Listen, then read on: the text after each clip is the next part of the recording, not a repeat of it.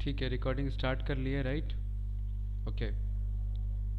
सो आज का जो हमारा फ्रेश टॉपिक है, राइट, डीएस लाइब्रेरी।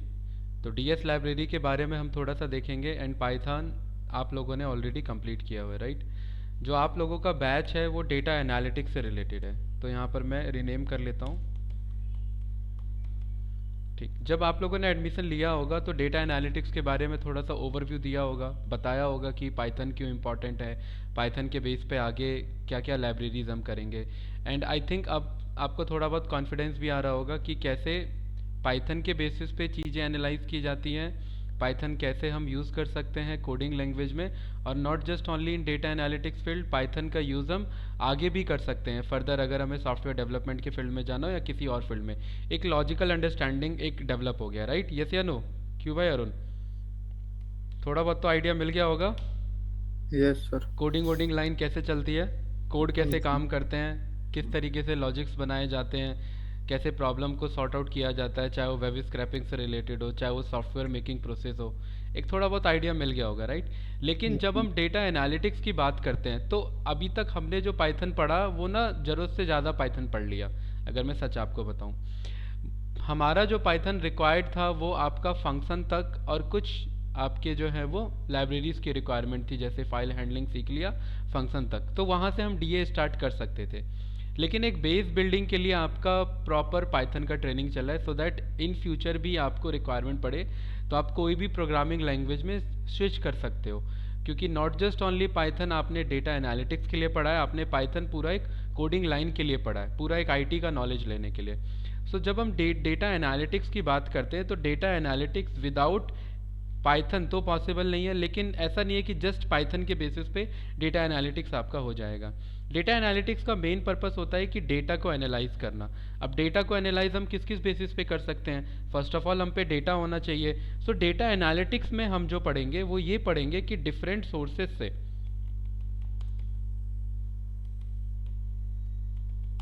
डेटा को कैसे गैदर किया जाए, ठीक है, या कलेक्ट किया जाए डिफरेंट सोर्सेज से। अब डिफरेंट सोर्सेज से जब हम डेटा को गैदर कर लेंगे, कलेक्ट कर लेंगे, देन उसके बाद हमें पर्टिकुलरली उन डेटा पे काम करना है कि भाई क्या हमने जो डेटा कलेक्ट किया वो सही डेटा कलेक्ट किया, क्या ऐसा तो नहीं है उस डेटा में कहीं पर प्रॉब्लम है, कहीं पर कोई मिसिंग वैल्यूज़ है, कहीं पर एब्सेंस ऑफ वैल्यूज़ है, कहीं वैल्यूज़ रिपीटेड है, डुप्लीकेटेड है, कहीं पे कोई कॉलम ही मिस है जो हमें इन फ्यूचर चाहिए था, जिस पे हमें वर्क करना था। तो इन सारे प्रोसेस को हमें एनालाइज करना होगा कि क्या हमारा प्रोसेस स्ट्रीमली है। तो उसके लिए हम यहाँ पर एक टर्म पे वर्क करते हैं जिसे कहते हैं ईडीए। ईडीए से पहले हम यहाँ पर एक और टर्म पे वर्क करते हैं जिसे कहते हैं ईटीएल। ईटीएल का मतलब होता है कि डेटा को एक्सट्रैक्ट करना, देन ट्रांसफॉर्म करना अपने रिक्वायरमेंट के हिसाब से, एंड देन लोड करना। अब जब हम ईडीए की बात कर रहे हैं और ईटीएल की बात कर रहे हैं तो ये दोनों टर्म आपके डेटा एनालिटिक्स के फील्ड में यूज़ होते हैं। अब जब आपने डिफरेंट सोर्सेज से डेटा कलेक्ट कर लिया, वो डिफरेंट सोर्सेज आपके क्या क्या हो सकते हैं? आपका डेटा वेबसाइट से आ सकता है, ठीक है, आपका डेटा जो है वो एसक्यूएल के थ्रू आ सकता है, आपका डेटा माई एसक्यूएल के थ्रू आ सकता है, यानी कि कहने का मतलब डेटा बेसिस के थ्रू आ सकता है, ठीक है, आपका डेटा पावर बीआई से भी आ सकता है, आपका डेटा डिफरेंट चैनल से, भाई कंपनी के पर्टिकुलर डिफरेंट डिफरेंट सोर्सेज होते हैं डेटा गैदर करने के। सबसे बेसिक सोर्स आपका होता है एक्सेल के थ्रू डेटा लाना, सीएसवी के थ्रू डेटा ले आना, नोटपैड में डेटा आपका ऑलरेडी रखा हुआ है, या फिर वेबसाइट पे डेटा आपका रखा हुआ है। तो ये बेसिक आपके जो है जेसन फॉर्मेट हमने ऑलरेडी पढ़ा हुआ था। यहाँ पर आपका HTML से डेटा आ सकता है जो कि वेबसाइट के थ्रू होता है, XML फॉर्मेट में डेटा आपका आ सकता है। ये these are the basic sources जहाँ से हम डेटा कलेक्ट कर सकते हैं। तो एज अ डेटा एनालिस्ट क्या ये सब हमें आना चाहिए? ऑफकोर्स ये सब हमें आना चाहिए।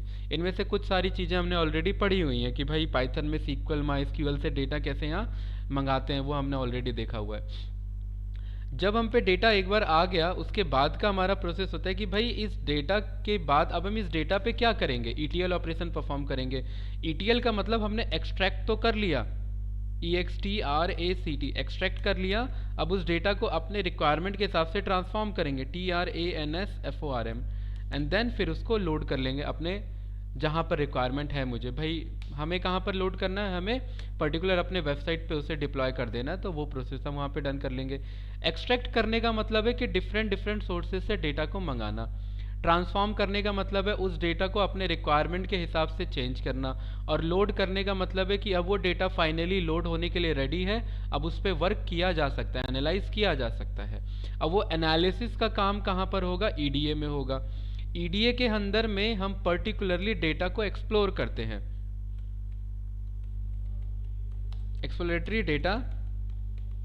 Exploratory data analysis, right. इसमें क्या होता है कि डेटा को आपको डिफरेंट डिफरेंट सोर्सेज से डेटा आए हुए उन सबको एक अप्रोच बनाना होता है जहाँ पर आप कुछ हिडन पैटर्न उस डेटा में से फाइंड कर सके। वो हिडन पैटर्न आपके क्या हो सकते हैं, वो इन्फॉर्मेशन हो सकती है जो अभी तक आपके सामने अवेलेबल नहीं थी, वो इन्फॉर्मेशन मिस था।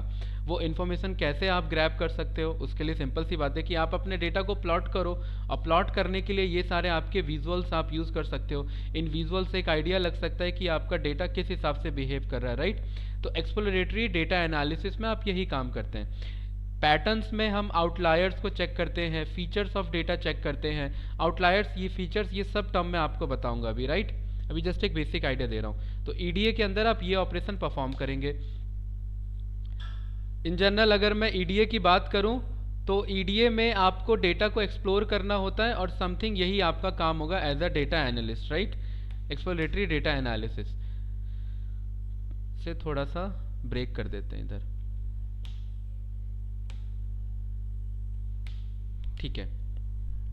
अब पाइथन में यहाँ पर डेटा एनालिटिक्स में पाइथन इंपॉर्टेंट है। तो पाइथन इंपॉर्टेंट क्यों है, बिकॉज आप ये जो भी आप काम करेंगे ये किसी ना किसी पाइथन बेस्ड लाइब्रेरी से होगा।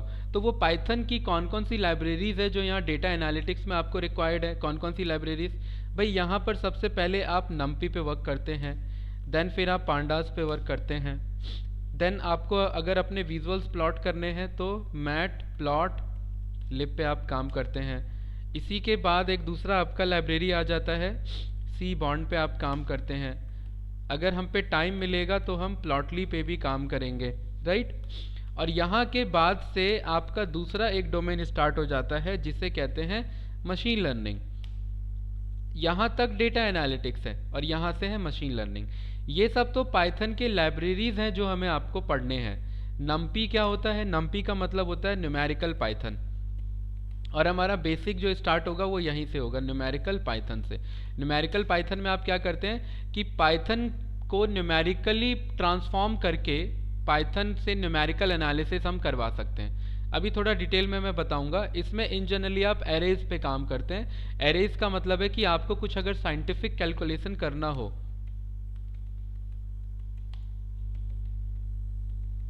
आपको साइंटिफिक कैलकुलेशन करना हो किसी एरेज पे, एरेज यानी कि जो लिस्ट जैसा रहता हो, किसी पर्टिकुलर सेट ऑफ डेटा पे काम करना हो साइंटिफिक कैलकुलेशन, तो उसके लिए हम एरेज पे वर्क करते हैं, ठीक है। पांडास का काम होता है डेटा को मैनिपुलेट करना। डेटा को मैनिपुलेट करने का मतलब है टेबल, सीरीज या डेटा फ्रेम। यहाँ पर हम डेटा फ्रेम बनाते हैं और उसे हम अपने रिक्वायरमेंट के हिसाब से चेंज कर सकते हैं, उसमें चेंजेस अप्लाई कर सकते हैं, उसे मैनिपुलेट कर सकते हैं। मैटप्लॉटलिब का यहाँ पर आपका काम होता है कि जो आपने डेटा फ्रेम बनाया, उस डेटा फ्रेम में जो डेटा है, उस डेटा को, जैसे एक्सेल में जब आपने सीखा होगा तो पर्टिकुलर आपके पास डेटा अवेलेबल होता है, आप उस डेटा को क्या कर सकते हैं, विजुअल्स में प्लॉट कर सकते हैं। तो यहाँ पर हम मैटप्लॉटलिब में विजुअल्स पे काम करते हैं। विजुअल्स यानी कि विजुअल इन्फॉर्मेशन। विजुअल इन्फॉर्मेशन में हम कौन कौन से चार्ट्स पे काम करेंगे, यहाँ पर आप बार ग्राफ पढ़ते हैं। एक बेसिक अंडरस्टैंडिंग दे रहा हूँ, ये सब हम डिटेल में पढ़ेंगे, राइट। आप बार ग्राफ पे काम करते हैं इधर, यहाँ पर आप लाइन चार्ट पे काम करते हैं, हिस्टोग्राम पे हो गया, स्कैटर प्लॉट पे, ठीक है। देन यहाँ पर आप बॉक्स प्लॉट पे काम करते हैं, वायलन प्लॉट पे काम करते हैं आप। एरिया आपका चार्ट होता है, यहाँ पर पाई चार्ट आपका होता है, स्टैक होता है आपका, ठीक है। एरिया हो गया, पाई हो गया और एक्सेट्रा। ऐसा नहीं है कि अभी सारा, अभी एक्सेट्रा कुछ और भी होते हैं इसके अलावा। सीबॉन आपका क्या है कि भाई मैटप्लॉटलिब आपको बेसिक विजुअल्स आपको प्रोवाइड कराता है। सीबॉन क्या है कि मैटप्लॉटलिब का एडवांस वर्जन है, इसमें भी आप विजुअल्स पे ही काम करते हैं। विजुअल्स यानी कि वंस आपने डेटा कलेक्ट कर लिया, अब आप उस डेटा को विजुअल फॉर्म में कन्वर्ट करना चाहते हैं, तो ये पर्टिकुलर ईडीए का ही पार्ट होता है। तो ये जो आप जितने भी विजुअल्स देख रहे हैं यहाँ पर, चार्ट से रिलेटेड विजुअल, ये सब विजुअल नहीं, ये जितने भी आप विजुअल यहाँ पर देख रहे हैं, ये सारे जो विजुअल हैं आपके, ये ईडीए के थ्रू ही परफॉर्म किए गए हैं। जैसे ये आपका सीबॉन के थ्रू बनाया गया है, राइट। ये सारे विजुअल्स आपके हो गए, ईडीए में आप यूज़ करते हैं। ये सब जो आप विजुअल यहाँ पर देख रहे हैं, मल्टीवेरिएट एनालिसिस, यूनिवेरिएट, ये सब हम डिटेल में पढ़ेंगे जब हम विजुअल्स पे आएंगे, पांडास में आएंगे। तो सीबॉन क्या है, थोड़ा सा मैटप्लॉटलिब से एडवांस है, यानी कि इसमें भी ये सारे चार्ट अवेलेबल हैं, लेकिन इसमें कुछ अपने खुद के भी चार्ट अवेलेबल हैं। जैसे कि काउंट प्लॉट पे काम करना, यहाँ पर आप पेयर प्लॉट कर सकते हैं, यहाँ पर भी आप स्कैटर पे काम कर सकते हैं, यहाँ पर भी हिस्टोग्राम पे काम होता है, बॉक्स प्लॉट हो गया, इधर भी वायलन हो गया, ठीक है। और बाकी खुद इसके कुछ एक्स्ट्रा हो जाते हैं फीचर्स। मेन अगर मैं आपको बोलूँ तो मैटप्लॉटलिब से थोड़ा सा एडवांस इसके विजुअल्स होते हैं, थोड़ा सा अट्रैक्टिव होते हैं और इंटरेक्टिव नहीं होते। इंटरेक्टिव के लिए आपका प्लॉटली आ जाता है, जैसे पावर बीआई इंटरेक्टिव है, वैसे ही अगर आपको पाइथन के थ्रू इंटरेक्टिव विजुअल्स बनाने हैं तो आप यहाँ पर प्लॉटली पे काम करते हैं। इंटरेक्टिव विजुअल्स, इसमें क्या होता है कि आप जैसे कर्सर होवर करोगे किसी भी चार्ट के ऊपर, तो उस वक्त उसकी क्या वैल्यू थी वो सारी चीज़ें आपको यहाँ पर शो कर देगा। तो ओवरऑल ना आपको एज अ डेटा एनालिस्ट इतने पाइथन के लाइब्रेरीज पे काम करना होता है, लेकिन क्या इतना मोर देन इनफ है? नहीं, कहीं से भी नहीं। ये तो एक बेसिक आपको आना ही आना चाहिए जब आप एज अ डेटा एनालिटिक्स की बात करते हैं, लेकिन इसके अलावा क्या क्या आपको और चीज़ें आनी चाहिए। अगर मैं आगे का रोड मैप यहाँ पर आपको बताऊँ तो सबसे पहले आपको जो है एक टूल आपको आना चाहिए, कोई भी टूल। वो टूल्स आपका क्या है, आइदर पावर बीआई या फिर आपका टैब्लू। अब हम क्या करेंगे, हमारे पास जो है पावर बीआई या टैब्लू, आप कोई भी एक इसमें से टूल पे आप वर्क करो, ये तो पहला आपका प्रोसीजर हो गया, राइट। दूसरा आपका क्या करना होता है कि भाई जब हमें कोई भी एक टूल आ जाए तो पाइथन के जितने भी लाइब्रेरीज हैं, हम या तो इसके साथ इसको इंटरेक्ट कर सकते हैं या इंडिविजुअली भी उस पर वर्क कर सकते हैं। दूसरा आपको कमांड आना चाहिए एसक्यूएल पे। एसक्यूएल पे बहुत सारी चीज़ें, जैसे कि आपको जॉइंस आना चाहिए, ठीक है, आपको ग्रुप बाय पे काम करना आना चाहिए, ग्रुप बाय पे काम करना आना चाहिए, आपको पर्टिकुलर डेटा मैनिपुलेशन का काम आपको यहाँ पर आना चाहिए, ठीक है, मेन डेटा मैनिपुलेशन का काम आपको इधर आना चाहिए।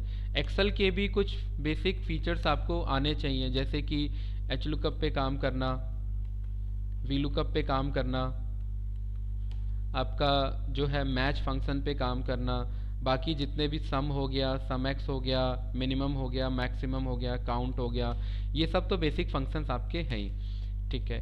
देन इसके बाद आपका पांडास, नम्पी, मैटप्लॉटलिब, ये तो है ही। आपको मैथमेटिक्स आना चाहिए डेटा एनालिटिक्स के लिए, ठीक है। डेटा एनालिटिक्स का जो मैथमेटिक्स होता है उसे बिजनेस मैथ्स कहते हैं। बिजनेस मैथ्स में आपका क्या होता है, जो बिजनेस रिलेटेड टर्म्स होते हैं, जैसे कि प्रॉफिट हो गया, आपका लॉस हो गया, प्रॉफिट आफ्टर टैक्स हो गया, आपका ये आपका पैट हो गया, जितने भी आपके बिजनेस मैथमेटिक्स रिलेटेड टर्म होते हैं, जैसे ईयर ऑन ईयर आपका ग्रोथ हो गया, आपका month on last month two year आपका ग्रोथ हो गया, MOY हो गया, ठीक है, आपका जो है एनुअल इंटरेस्ट हो गया, ये सारे आपके पर्टिकुलर जो भी मैथमेटिकल टर्म होते हैं वो आपको यहाँ पर आना चाहिए। मैथ्स में दूसरा आपको क्या चीज़ आना चाहिए, जो कि है स्टैट्स।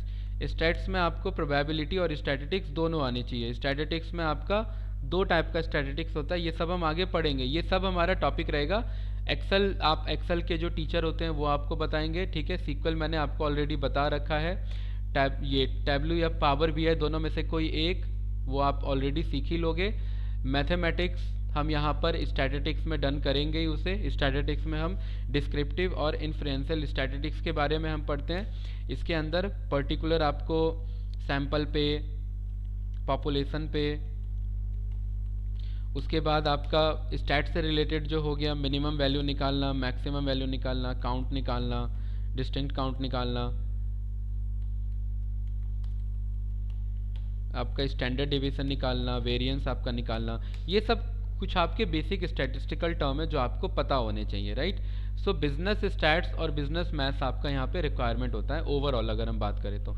देन इसके अलावा आपका जो बेसिक यहाँ पर आपका more than 90% data analytics done हो जाता है। इसके अलावा जो आपका बचता है, इसके अलावा जो आपका बेसिक अप्रोच बचता है वो होता है आपको अपने सॉफ्ट स्किल पे काम करना।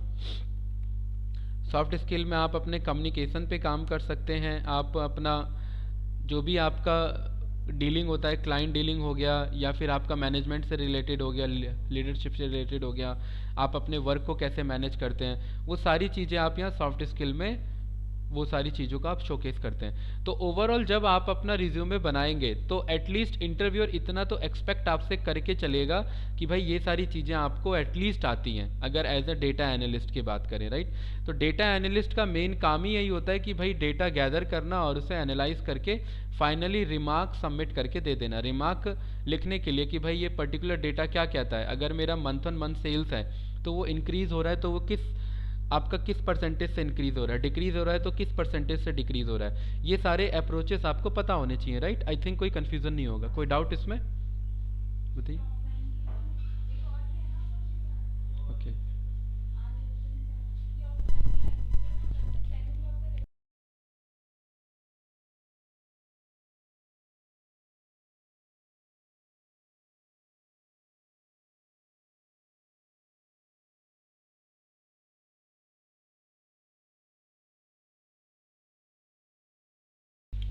अरुण, वेट करना थोड़ा सा 1 मिनट, राइट। कुछ ऑफलाइन कैंडिडेट्स है, मैं कनेक्ट करता हूँ अभी आपसे।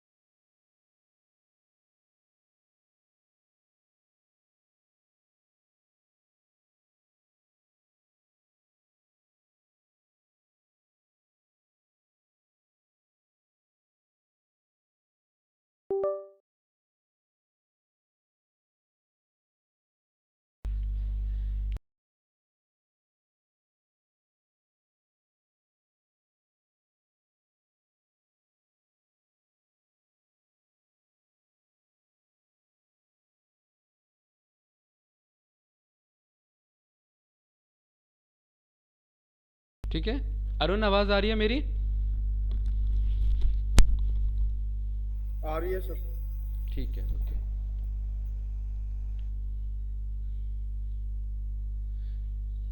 सो गाइज यहाँ तक मैंने ना बता दिया था ऑलरेडी, राइट, ठीक है। सो मैं थोड़ा सा ब्रश अप कर देता हूँ, दोबारा आपको बता देता हूँ वन गो में, राइट। पहले मैं ये पूछना चाहता हूँ आप लोगों से कि आपने पाइथन कब किया हुआ है? एक दो मॉड्यूल कहाँ तक किया है? ठीक है, मोर देन इनफ है, उससे ज़्यादा की रिक्वायरमेंट भी नहीं था। आप तीनों के नाम? हाँ हाँ सर, आप तीनों कलीग फ्रेंड ही हैं आपस के? ठीक है, थोड़ा सा बताइए यार अपने बारे में सो दैट। हाँ हाँ हाँ। कहाँ से कर रहे हो? वो हो गई है? ओके, कब किया था? तो आपके तो एमबीए का पार्ट ही होगा ये, राइट। एमबीए किस चीज़ में किया आप लोगों ने? मार्केटिंग में, ओके। आईटी और एचआर में किया। उस टाइम प्लान नहीं किया था बिजनेस एनालिस्ट के लिए एमबीए? हाँ? नहीं, कुछ कैंडिडेट हैं मेरे जो मतलब उनका फील्ड ही यही है, आईटी, जो आपका मास्टर्स वो परस्यू कर रहे हैं, अभी सेकेंड ईयर में ही है, तो उनका बिजनेस एनालिस्ट से रिलेटेड वो अपना कंटिन्यू कर रहे हैं। सो क्या सीखा है एमबीए में?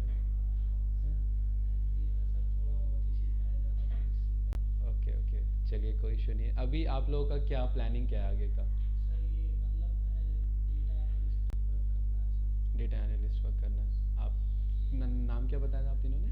मनीषा आपका, लकी आपका, सूर्यकांत त्रिपाठी निराला राइट। नहीं नहीं, बहुत फेमस कवि रहे हैं, है ना, इसलिए आगे का नाम मैंने खुद कंप्लीट कर लिया। ओके।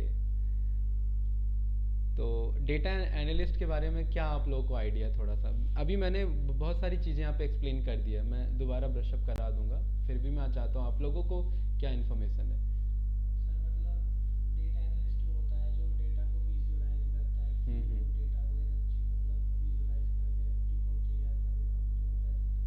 हम्म। ठीक है। अच्छा आपके एंड पे सेम नहीं, सेम आंसर मत देना कभी भी। हाँ, अगर मान लो फॉर एग्जांपल लकीली अगर मतलब तीनों का इंटरव्यू एक साथ अगर हो गया फॉर एग्जांपल, और हो जाता है, ग्रुप इंटरव्यू भी कभी कभार हो जाता है, उस केस में क्या बोलोगे? सेम आंसर बताओ। हाँ हाँ। ओके, आपका पाइथन कौन करा रहे हैं, कौन सा सर? विजेंद्र करा रहे हैं, ओके ठीक है। आप बताओ भाई, ठीक है इनका रिप्लाई। हाँ हाँ। ठीक है, और मेन आपका काम क्या होगा? एनालाइज विजुलाइज किस में करोगे आप? दोनों में? कोई एक में, ठीक है। तो फिर इसमें पाइथन की क्या रिक्वायरमेंट है अगर पावर बी या टैब्लू में ही हो जाएगा एनालाइज तो? हाँ, क्यों आनी चाहिए?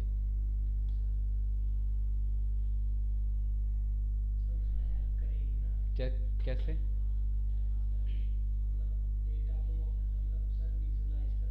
विजुलाइज तो चलो पावर बीआई में हो जाता है ना, ये कैसे हेल्प करेगा? मेरे कैंडिडेट्स को ये सारे डाउट्स के जवाब रहते हैं पहले से। हाँ, जो मैं इसलिए मैं ऑनलाइन कैंडिडेट से नहीं पूछ रहा हूँ, मुझे मालूम है उस पर जवाब है, ठीक है।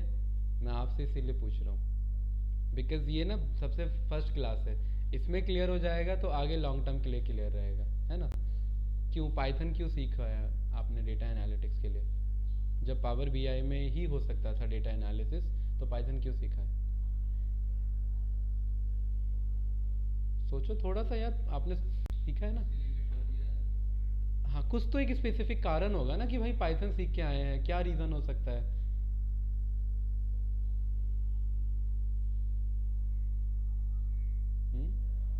अच्छा चलो ठीक है, इस क्वेश्चन का मैं आंसर दूंगा। इसके अलावा और क्या करते हैं यहाँ पे डेटा एनालिटिक्स में? ठीक है। हम्म। हम्म।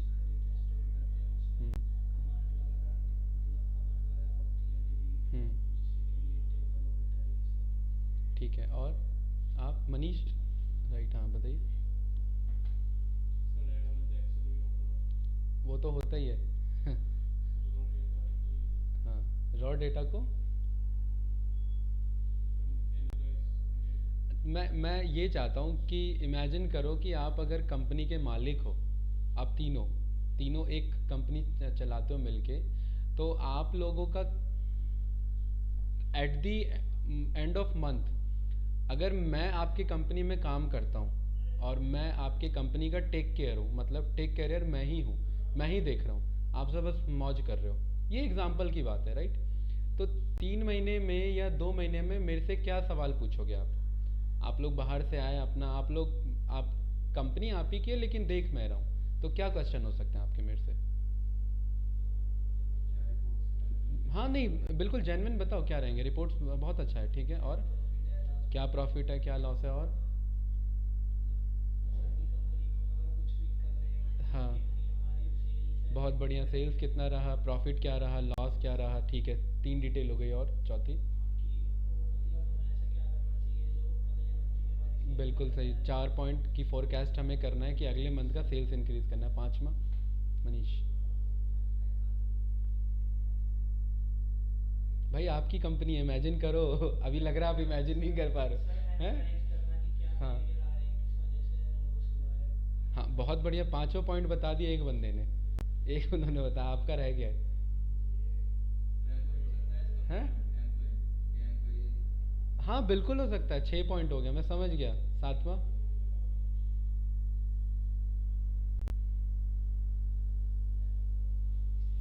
हैं?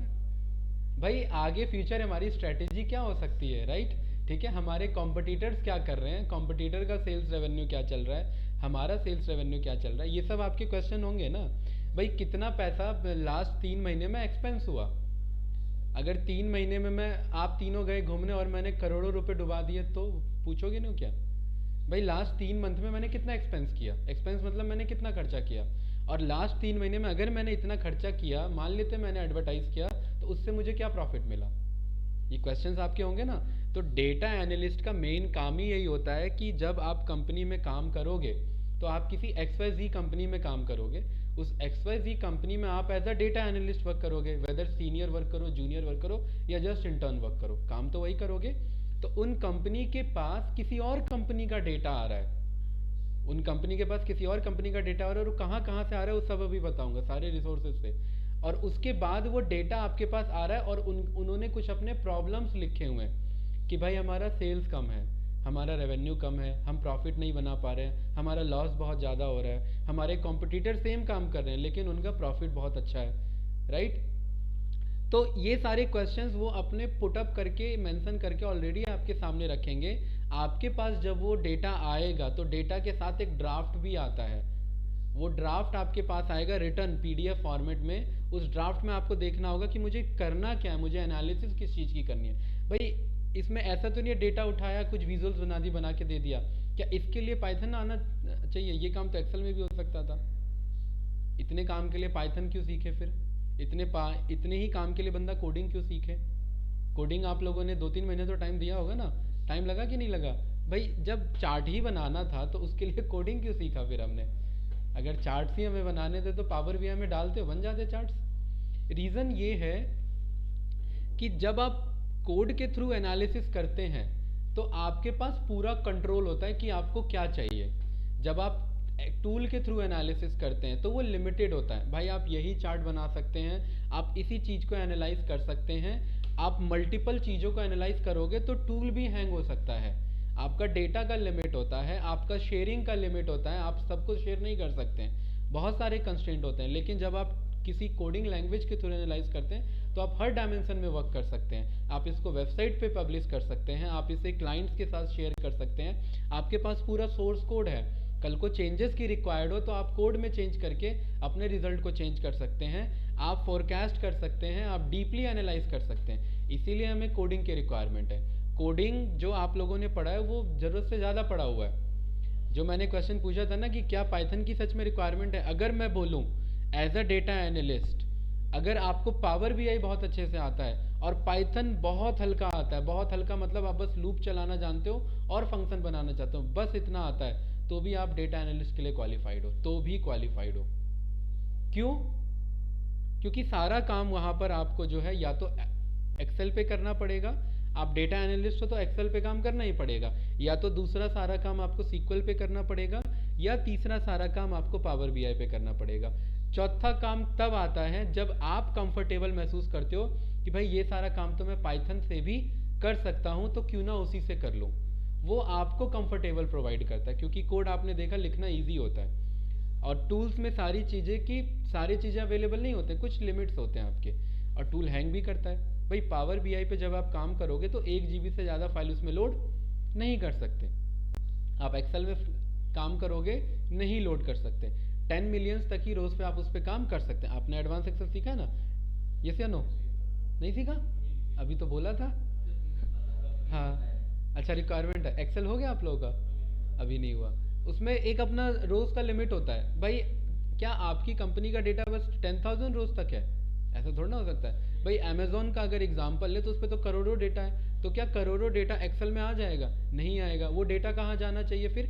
SQL में जाना चाहिए, डेटाबेस में जाएगा, और डेटाबेस में अगर डेटा गया तो एक्सेल में उस डेटा को मंगाओगे तो एक्सेल हैंग हो जाएगा, पावर BI में मंगाओगे तो उस पर वर्क कर सकते हो। इसीलिए एज अ डेटा एनालिस्ट आपको एक टूल आना बहुत ज़रूरी है, आइदर पावर BI और टैबलो, और रिकमेंडेड 90% मार्केट में पावर BI ही है, ठीक है, क्योंकि ईजी है, टैबलो के कंपैरेटिवली थोड़ा सा ईजी है।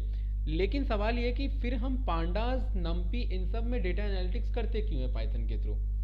ठीक है, मेजर रीजन ये होता है कि पाइथन आपको ना मल्टी डायमेंशनल अप्रोच प्रोवाइड कराता है। आप यहाँ पर इसीलिए काम करते हैं क्योंकि डेटा एनालिस्ट का अगला स्टेप होता है डेटा साइंस, और डेटा साइंस के लिए पूरा काम कोड पे होता है।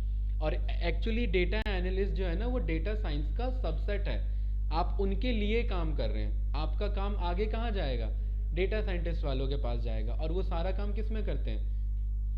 वो सारा काम विजुअल में करते हैं। अगर मैं डेटा अपने इस जुपिटर नोटबुक में मंगा लूँ, और उस डेटा को अगर मैं जस्ट यहाँ पर मंगाने के बाद, आपको नहीं लग रहा है कि क्या कुछ छोटे से कोड लिख के अगर मैं अपने काम के लिए विजुअल यहाँ जनरेट कर लूँ जिससे मुझे इन्फॉर्मेशन मिल जाए, काम का विजुअल, बहुत एडवांस, बहुत इंटरेक्टिव, ऐसा नहीं, जस्ट काम का विजुअल, उस विजुअल को देख के मैं कुछ यहाँ पर अपने क्या लिख लूँ? रिमार्क्स लिख लूँ। रिमार्क्स क्या?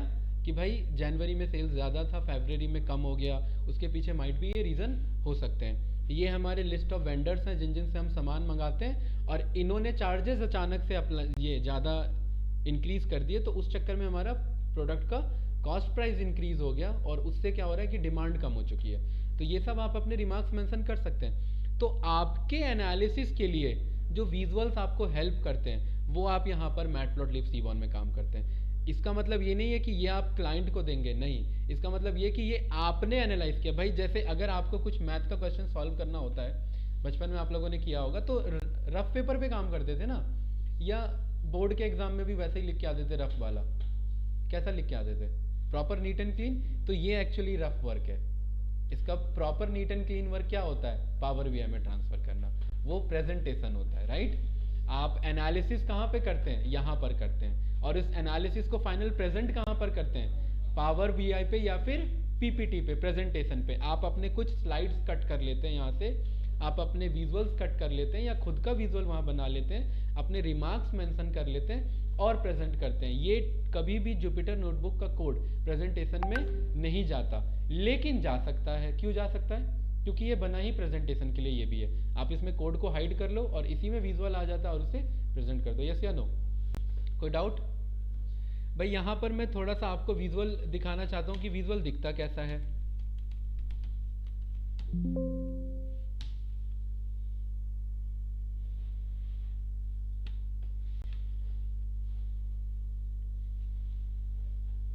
जैसे कि जो भी बेसिक डेटा था वो बेसिक डेटा था, हमने अपने रिक्वायरमेंट के लिए क्या कर लिया, उन्हें चार्ट में प्लॉट कर लिया। ठीक है, ये सारे क्या है हमारे?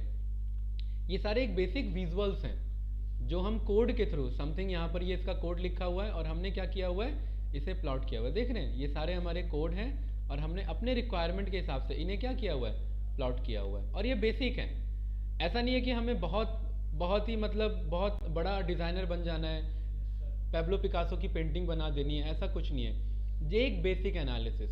भाई आपने हॉस्पिटल में देखा होगा कि जस्ट एक लाइन ही चलता रहता है, या ईसीजी का जो रिजल्ट आता है वो जस्ट एक लाइन रहता है। समझने वाले को वो लाइन ही काफ़ी है, और नहीं समझने वाले को आप उसमें कितना भी मतलब डिज़ाइन बना दो, पैटर्न बना दो, तो भी समझ नहीं आएगा। तो आपका मेन पर्पस क्या होता है? डेटा मंगाना, अपने लिए एनालिसिस करना। ये जो विजुअल आप बनाते हैं किसके लिए? क्लाइंट के लिए नहीं है, ये अपने लिए एनालिसिस है। और इस एनालिसिस का आप फाइनली रिमार्क मेंशन करते हैं कि भाई इस बंदे के 80 से कम मार्क हैं, तो टीचर फाइनली लिखता है ना कुछ कि इसे थोड़ा और इम्प्रूवमेंट की ज़रूरत है, ये बंदा अच्छा कर सकता है, यस या नो? वो रिमार्क मेंशन करता है रिपोर्ट कार्ड में, वही रिमार्क आप यहाँ मेंशन करेंगे। ये आपका रिपोर्ट कार्ड है, लेकिन ये आप रिपोर्ट कार्ड देते नहीं है क्लाइंट को, आप देते हैं प्रेजेंटेशन। और वो प्रेजेंटेशन क्या होता है आपका? पावर पॉइंट पे या फिर पावर बीआई पे, राइट? तो जब हम डेटा एनालिटिक्स की बात करते हैं तो आपका मेन काम होता है कि आप पे जो भी रॉ इन्फॉर्मेशन है, रॉ डेटा है, उसको कन्वर्ट करके एक मीनिंगफुल इन्फॉर्मेशन में कन्वर्ट करना। एक मीनिंगफुल इन्फॉर्मेशन, जैसे कि यहाँ पर ये बहुत सारे पॉइंट लिखे हैं। अगर मैं आपसे कहूँ कि इसमें इस पूरे पैराग्राफ में डेटा वर्ड कितना यूज़ हुआ है, तो अभी आप काउंट कर पा रहे हो? नहीं। लेकिन अगर मैं इसको एक जगह स्टोर कर लूँ और देख लूँ कि हर एक वर्ड का काउंट कितना है, तो मुझे पता लग जाएगा डेटा कितनी बार रिपीट हो रहा है, राइट? तो उससे एक मुझे क्या मिला, एक इन्फॉर्मेशन गैदर हुआ मेरा कि इतना ईच वर्ड इतने इतने टाइम्स रिपीट हो रहा है। तो आपका भी मेन पर्पस होगा कि डेटा को कलेक्ट करना, उस डेटा को अपने रिक्वायरमेंट के हिसाब से क्या करना। यहाँ पर आप इस पूरे कोड में हिट एंड ट्रायल करते हैं, क्योंकि आप क्या कर रहे हैं, रफ वर्क कर रहे हैं, और रफ वर्क के बाद जो एनालिसिस आपको मिलेगा उसे फाइनली आप प्रेजेंटेशन में कन्वर्ट करेंगे, ठीक है। अब डेटा डिफरेंट सोर्स से कलेक्ट कर सकते हैं, तो वो क्या हो सकते हैं डिफरेंट सोर्स? ये सारे डिफरेंट सोर्सेज हैं आपके। भाई गूगल से करोगे तो यहाँ दिख रहा है स्क्रीन में कि नहीं दिख रहा है? आप वेबसाइट से कर सकते हैं, डेटाबेसेस से कर सकते हैं, पावर बीआई हो गया, एक्सेल हो गया, माई एसक्यूएल हो गया, नोटपैड हो गया, जेसॉन हो गया, सीएसवी हो गया, ये सारे फॉर्मेट हैं। इन सब जगह से आप डेटा मंगा सकते हैं। मंगाने के बाद आपको क्या करना होता है? मंगाने के बाद उस डेटा को अपने पास लाना होता है, एक्सट्रैक्ट करना होता है, और उसमें से काम की इन्फॉर्मेशन निकालनी होती है। भाई जब आप बुक खरीदने जाते हो और आपके सिलेबस से रिलेटेड कोई बुक है, एग्ज़ाम से रिलेटेड, तो वो जो बुक खरीदा आपने, वो दुकान से खरीदा, तो वो क्या किया आपने, डेटा मंगाया, एक्सट्रैक्ट किया। अब उस जब पेपर होता है तो क्या सारे एक एक पन्ने, एक एक पैराग्राफ, एक एक लाइन पढ़ के जाते हो? यस या नो? मेन मेन चीज, इसका मतलब क्या किया आपने कि काम की चीज उठाई, उसमें से ट्रांसफॉर्म क्या किया, काम की चीज। और अगर कोई चीटिंग बनाने वाला बंदा है तो वो क्या करेगा, उस काम की चीज को एक जगह लिख लेगा, यस या नो, लोड कर लेगा। तो यहाँ पर भी क्या होता है, तीसरा स्टेप लोड करना। ये जस्ट एक एग्जांपल दिया है मैंने, ठीक है। भाई डेटा मंगाया, बुक मंगाई, सारे पन्ने देखे, जो अपने काम के पैराग्राफ्स थे उनको ट्रांसफॉर्म किया और फर्दर उनकी स्टडी करी। हमें लग रहा था कि ये क्वेश्चन हमें आ सकते हैं, इसलिए हमने उन्हीं का स्टडी किया। इसी प्रोसेस को क्या बोलते हैं, ईटीएल, यानी एक्सट्रैक्ट करना, ट्रांसफॉर्म करना और लोड करना। दूसरा, अब जब वो डेटा आपके पास आ गया, लोड आपने कर लिया, अब आप उस डेटा पे क्या करोगे, वर्क करोगे, उसे एक्सप्लोर करने की कोशिश करोगे। एक्सप्लोर करने का मतलब क्या, कि उस डेटा को हर तरह से समझने की कोशिश करोगे। भाई जैसे अगर कोई बचपन में हम पे कोई ऑब्जेक्ट रहता था तो हम उसे खोल के देखते थे, वो क्या करते थे, उसे एक्सप्लोर करते थे, या किसी से पूछने जाते थे कि ये क्या है क्या नहीं है, नहीं, खुद से एक्सप्लोर करते थे। तो यहाँ पर हम डेटा को ओपन करेंगे, ओपन करेंगे, खुद से समझने की कोशिश करेंगे, कॉलम कितने हैं, रोज कितने हैं, बेसिक इन्फॉर्मेशन। कॉलम है तो कौन कौन से कॉलम है, राइट, कौन कौन से कॉलम रिक्वायर्ड है, कौन कौन से कॉलम रिक्वायर्ड नहीं है। अगर मेरे पास एक डेटा है जो आईपीएल के मैचेस को शो कर रहा है, राइट, वो आईपीएल के मैचेस को शो करने वाला डेटा, अगर मैं आपसे पूछूं कि अभी तक, वो मान ले तो उसमें 10-20 हज़ार डेटा है, अभी तक कौन सी टीम सबसे ज़्यादा जीती है, क्या वो डेटा देख के पता लग सकता है? नहीं। उसके लिए हमें क्या करना पड़ेगा, कुछ उस पर ऑपरेशन रन करने पड़ेंगे, कि कुछ काउंट करना पड़ेगा, कि एक एक विनिंग टीम काउंट हो जाए, सारे विनिंग टीम का एक जगह डेटा आ जाए, और उसके बाद हमें पता लगे कि कौन सा टीम कितना जीत रही है, और जो सबसे ज़्यादा जीती है उस टीम का नाम आ जाएगा, आंसर, यस या नो। तो आप पे डेटा होता है, आपको उन्हें हर डायमेंशन में क्या करना होता है, एक्सप्लोर करना होता है, और एक्सप्लोर करने के बाद आपको खुद से पहले क्वेश्चंस पुटअप करने होते हैं, खुद से। क्या थे क्वेश्चंस, अभी बताए थे ना मैंने।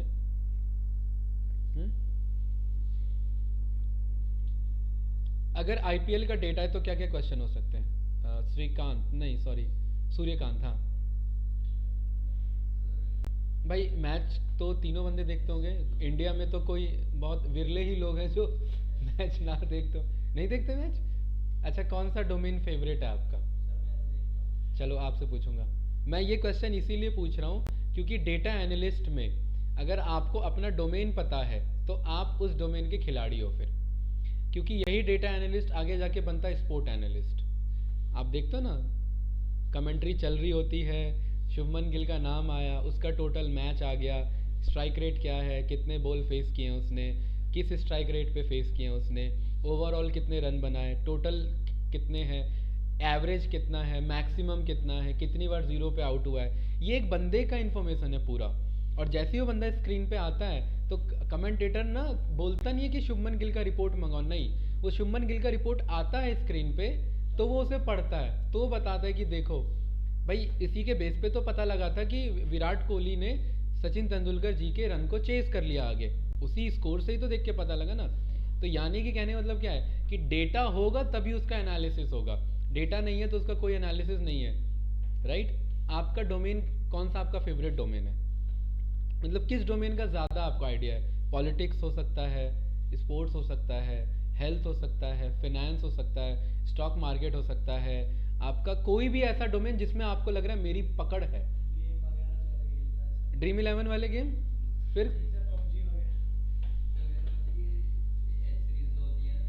हाँ भाई, बहुत ये तो हो, ये इलेक्ट्रॉनिक्स गैजेट्स का डोमेन आपका है, इसका मतलब कह सकते हैं। मतलब मोबाइल फ़ोन से रिलेटेड कि भाई कौन सा मॉडल है, कौन सा प्राइस चल रहा है। एक ये आइडिया हो सकता है कि मैं ये वाला मोबाइल ना लेकर के मैं ये क्यों लूँ।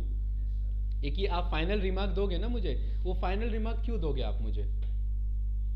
आप कुछ कंपेयर करोगे, वो क्या कंपेयर कराओगे कि भाई इसमें इतने इंच का स्क्रीन है, इसमें इतना है, इसमें ये कैमरा है, इसमें ये कैमरा है, इसमें ये परफॉर्मेंस है, इसमें ये है, इसमें इतना प्राइस है, इसका इतना प्राइस है। अगर प्राइस सेम है और बैटरी बैकअप इतना ज़्यादा दिख रहा है और कैमरा इसका ज़्यादा अच्छा है, तो मैं कौन सा फ़ोन लूँ, ये लूँ। यानी कि दोनों डेटा को आपने एक जगह रखा, इंडिविजुअली एक एक पॉइंट को कंपेयर किया, और जो आपको अच्छा लगा वो आपने फाइनल रिमार्क दे दिया कि ये फ़ोन लेना चाहिए। भाई यही तो काम कर रहे हैं, और ये काम बचपन से चलता आ रहा है, हमें पता नहीं है कि डेटा एनालिसिस ही हम कर रहे हैं। भाई आप जो डिसीजन लेते हो ना, वो डेटा एनालिसिस पे ही होता है। आपका डिसीजन अभी तक आप जो डेटा आपके सामने फीड हुआ है, आप उसके बेस पे लेते हैं। जैसे कि कल एग्जाम में आपने नहीं पढ़ा, तो आप किन चीज़ों को पढ़ोगे, जो मेन चीज़ है, जो आ सकते हैं, जो पिछले पेपर में आए हैं। क्योंकि आपको ये पता लग गया कि मैंने नहीं पढ़ाई करी, इसका मतलब अब मैं काम की चीज़ पे फोकस करूँ, क्योंकि आपको मालूम है कि ये डेटा है, ये आ सकता है, तो मैं इस पे वर्क करूँ। और पूरा साल है तो कुछ नहीं पढ़ेंगे, ऐसा होता है। तो ये एक बेसिक अप्रोच है, एक ह्यूमन टेंडेंसी है कि उस डेटा को रीड करेगा और उसको एनालाइज करेगा और फाइनली एक अपना कमेंट देगा। आपने कमेंट दिया ना कि ये फ़ोन ले लेना चाहिए, वो एक आपने कमेंट मेंशन किया, रिमार्क। तो एज अ डेटा एनालिस्ट आपका भी क्या होगा यहाँ पर, एक रिमार्क मेंशन करोगे कंपनी के लिए कि आपको इन पर ये पर्टिकुलर इस पॉइंट पे ध्यान देना चाहिए, बिकॉज इस ये फैक्टर्स हो सकते हैं जिसके कारण आपका सेल्स इंक्रीज हुआ है या डिक्रीज हुआ है, ये सब हो। तो आपका गैजेट्स है, आपका क्रिकेट, आपका अभी ढूंढ रहा हूँ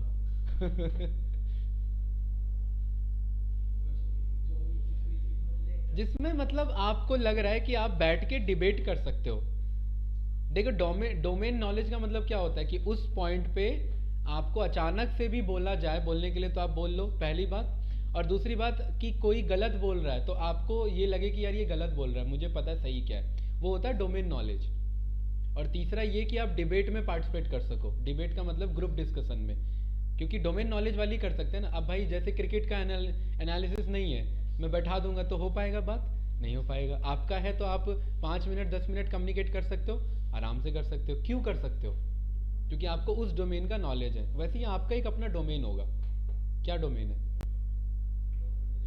हाँ, नहीं नहीं, ये अच्छी बात है। मतलब मैंने स्टार्टिंग से क्या बोला कि एक हर व्यक्ति का एक अपना डोमेन होता है, तो उसको ना उस डोमेन के हिसाब से चीज़ों को समझना चाहिए, राइट। क्योंकि जब आप डेटा एनालिसिस करोगे तो यहाँ पर ना आपसे पूछा जाएगा कि आपने किस डोमेन के डेटा पे काम किया है। आपने फिनेंस के डेटा पे काम किया है तो आपसे वो फिनेंस से रिलेटेड टर्म्स पूछेगा। जैसे वाई ऑन वाई क्या होता है, ईयर ऑन ईयर ग्रोथ क्या होता है, हम कैलकुलेटेड रिटर्न कैसे निकालें, एनुअल रिटर्न कैसे निकालें, ये सब ये क्या है, उस डोमेन से रिलेटेड है भाई। हैं, गैजेट से रिलेटेड तो इन्फॉर्मेशन, जैसे प्रोसेसर क्या होता है, आपका प्रोसेसर का वर्क क्या है। भाई ये आपका क्वाड कोर प्रोसेसर हो गया, इंटेल कोर, क्या डिफरेंस है, ये मुझे नहीं पता, ये लेकिन आपको पता होगा। क्यों? क्योंकि आपने बुक नहीं पढ़ा है, क्योंकि आपने रिसर्च किया हुआ ऑलरेडी, आपने बहुत सारे ब्लॉग्स पढ़े होंगे, आप इतने टाइम से उस डोमेन से एसोसिएटेड हो, इसीलिए आपको जानकारी है। ऐसा नहीं है कि आप डेली बुक पढ़ते हो उसका, नहीं, उस चीज़ से आप डेली कनेक्टेड हो, इसलिए आपको इन्फॉर्मेशन है गवर्नमेंट जॉब का। ठीक है, आप किसी बच्चे को क्या सजेस्ट करोगे, अगर कोई गवर्नमेंट जॉब का बोलेगा भैया मुझे प्रिपरेशन करना है, मुझे बताओ कि कैसे करना चाहिए, क्या बोलोगे आप? 12 जस्ट 12 पास बच्चा है। हाँ, पूछोगे ना उससे कि भाई कौन से गवर्नमेंट जॉब की तैयारी करने का मन है, या सीधा बुक सजेस्ट बताओ। अच्छा, मान लेते उसने एसएससी बोला। हाँ बिल्कुल बिल्कुल, ये कौन से का पॉइंट क्यों पूछा आपने, क्योंकि आपको मालूम है कि एसएससी बोलना ही जस्ट एसएससी नहीं है, उस एसएससी में भी बी स्पेसिफिक होना पड़ेगा, क्योंकि बहुत डोमेन है उसमें भी। ठीक है, उसने बोल दिया मुझे जो क्लर्क की नौकरी के लिए, या फिर बैंक पीओ मान लेते, बैंक पीओ बोल दिया, आजकल फेमस है एसएससी बैंक पीओ सबसे ज़्यादा। हाँ, कोर्स सजेस्ट करोगे और क्या, बुक सजेस्ट करोगे और स्ट्रैटेजी क्या होनी चाहिए और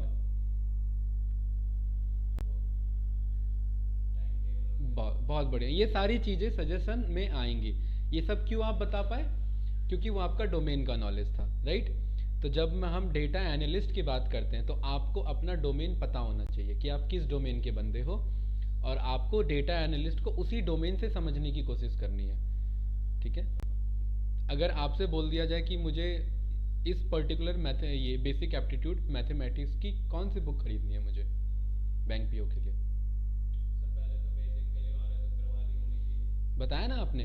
क्यों बताया? क्योंकि डोमेन का नॉलेज है, राइट।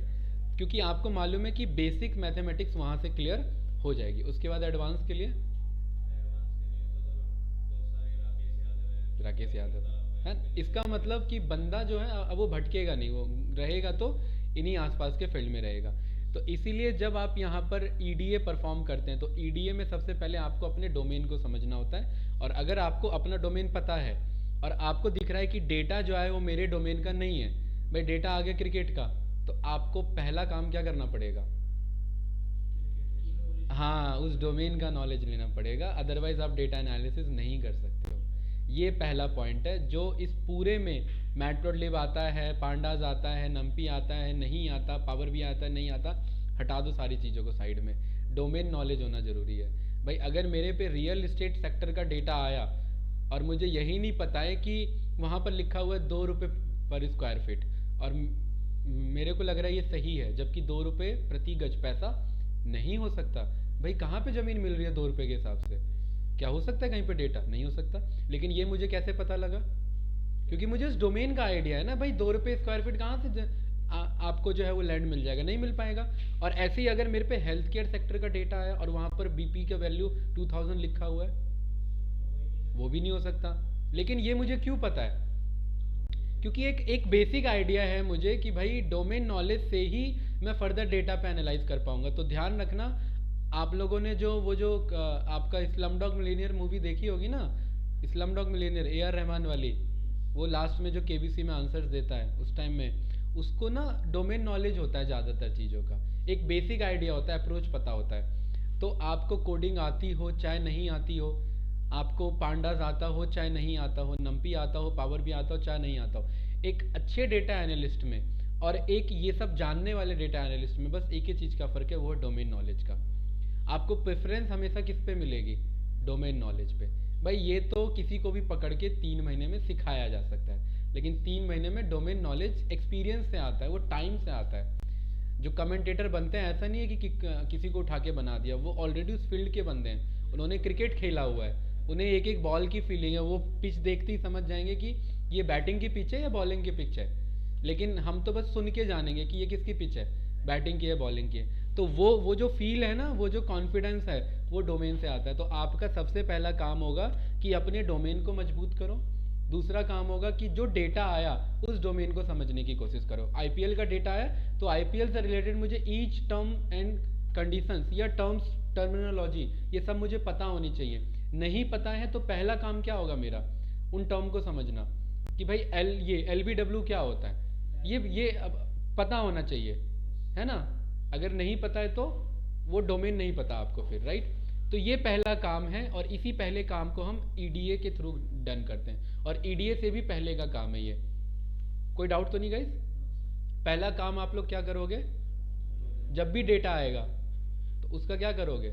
उस डोमेन को समझोगे। अगर हेल्थ केयर सेक्टर से रिलेटेड है तो उस डेटा को समझ के देखोगे कि ये डेटा कहना क्या चाह रहा है। फॉर एग्जाम्पल जैसे कि यहाँ पर डाउनलोड्स पे गए और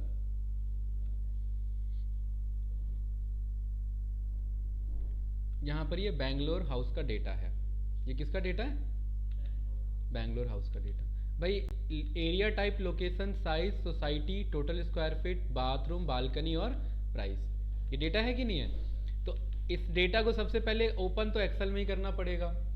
अगर ओपन हो सकता है तो, नहीं हो सकता तो फिर डायरेक्ट इस पे करा देना होगा। किस पे? पाइथन पे। इसलिए तो पाइथन यूज़ कर रहे हैं हम। भाई हमें काम करना है चाहे किसी भी हालत में हो। इस डेटा को समझने के बाद एरिया टाइप, ये पहले हमें पॉइंट को समझना होगा, एरिया टाइप होता क्या है। अगर मैं आपसे पूछूं कि मुझे ये बताओ सूर्यकांत जी कि प्लॉट एरिया क्या होता है, नहीं पता ना, तो प्लॉट एरिया को हमें गूगल करके पढ़ना पड़ेगा कि प्लॉट एरिया क्या होता है। अगर मैं आपसे कहूँ कि सुपर बिल्टअप एरिया क्या होता है, तो ये हमें पता होना चाहिए भाई, तभी तो मैं अपना कमेंट दे पाऊंगा ना कि सुपर बिल्टअप एरिया इतना ज़्यादा अवेलेबल है। क्योंकि जब आप प्रेजेंटेशन दे रहे हो ना, तो ध्यान रखना दो बंदे सामने बैठे होंगे, एक तो आपका मैनेजर बैठा होगा और दूसरा दूसरी कंपनी की टीम बैठी हो सकती है, जिनको जिनके लिए आप रिपोर्ट बना रहे हो उन, क्योंकि फर्दर आप उनके कंपनी में जाके नहीं प्रेजेंट करोगे, वो अपनी कंपनी के आए हैं, वो कुछ यहाँ से सीखेंगे, वो इस रिपोर्ट को समझेंगे, वो अपनी कंपनी में जाके उस रिपोर्ट को प्रेजेंट करेंगे। ऐसे ऐसे ही कंपनी में काम होता है, राइट। क्योंकि मेरे को मोर देन 5 इयर्स का देखा हुआ है मैंने एक्सपीरियंस, तो ओवरऑल कंपनी में ऐसे ही इस तरीके से काम चलता है, बिजनेस एनालिस्ट हो चाहे डेटा एनालिस्ट के बेसिस पे, कोई डाउट तो नहीं। फिर दूसरा आपको इसमें देखना पड़ेगा कि कौन सा काम का कॉलम है, कौन सा काम का कॉलम नहीं है। ये सब काम आप एक्सेल में भी कर सकते थे, लेकिन इन्हीं काम को करने के लिए हमारे पास पांडास लाइब्रेरी है, और वो पाइथन में पांडास लाइब्रेरी के थ्रू हम यही काम करते हैं। कौन सा कॉलम चाहिए, कौन सा रोज चाहिए, कौन सा डेटा चाहिए, कौन सा डेटा नहीं चाहिए। एक चीज़ आपने गौर किया कि भाई सोसाइटी यहाँ पर फिल है, मतलब फिल नहीं है, सॉरी, ब्लैंक वैल्यू है। क्या ये ब्लैंक वैल्यू चलेगा, बताओ। नहीं, सोचो थोड़ा सा, अगर कोई इस डोमेन का बंदा होता तो वो मैनेज कर लेता इस डेटा को कि भाई सोसाइटी में काम करो, जो इनमें सबसे ज़्यादा आसपास का डेटा आ रहा है उसे भर दो। पहला काम ये हो सकता है। दूसरा काम क्या हो सकता है, इस डेटा को हटा दो, ये अप्रोच हो सकता है। तीसरा अप्रोच क्या हो सकता है, रहने दो।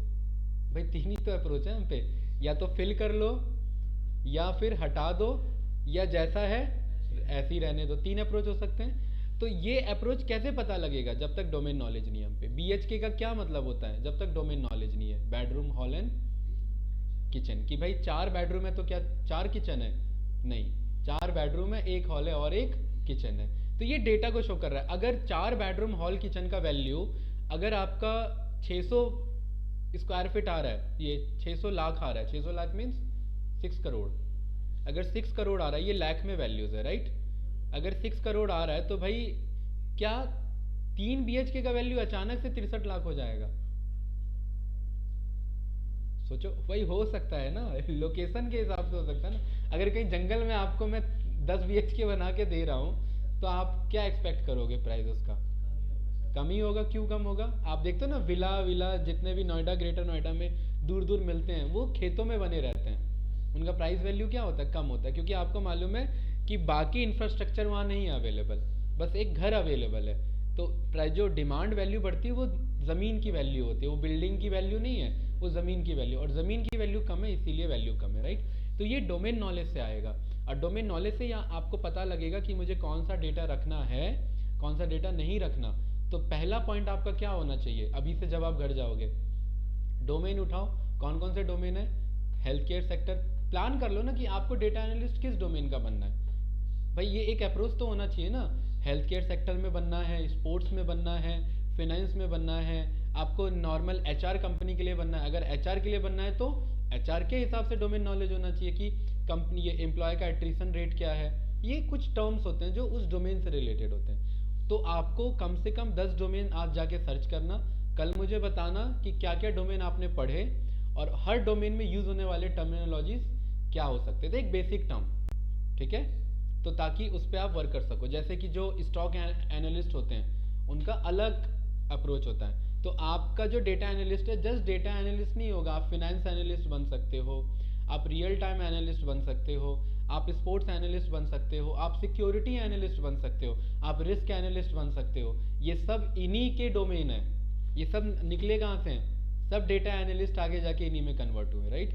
तो डेटा एनालिस्ट का मतलब ये नहीं है कि कोई भी डेटा आया बस काम करना स्टार्ट कर दिया, नहीं, पहले डोमेन का नॉलेज होना जरूरी है। भाई यहाँ तक कोई डाउट तो नहीं, एक बेसिक अंडरस्टैंडिंग मिल गया, ठीक है।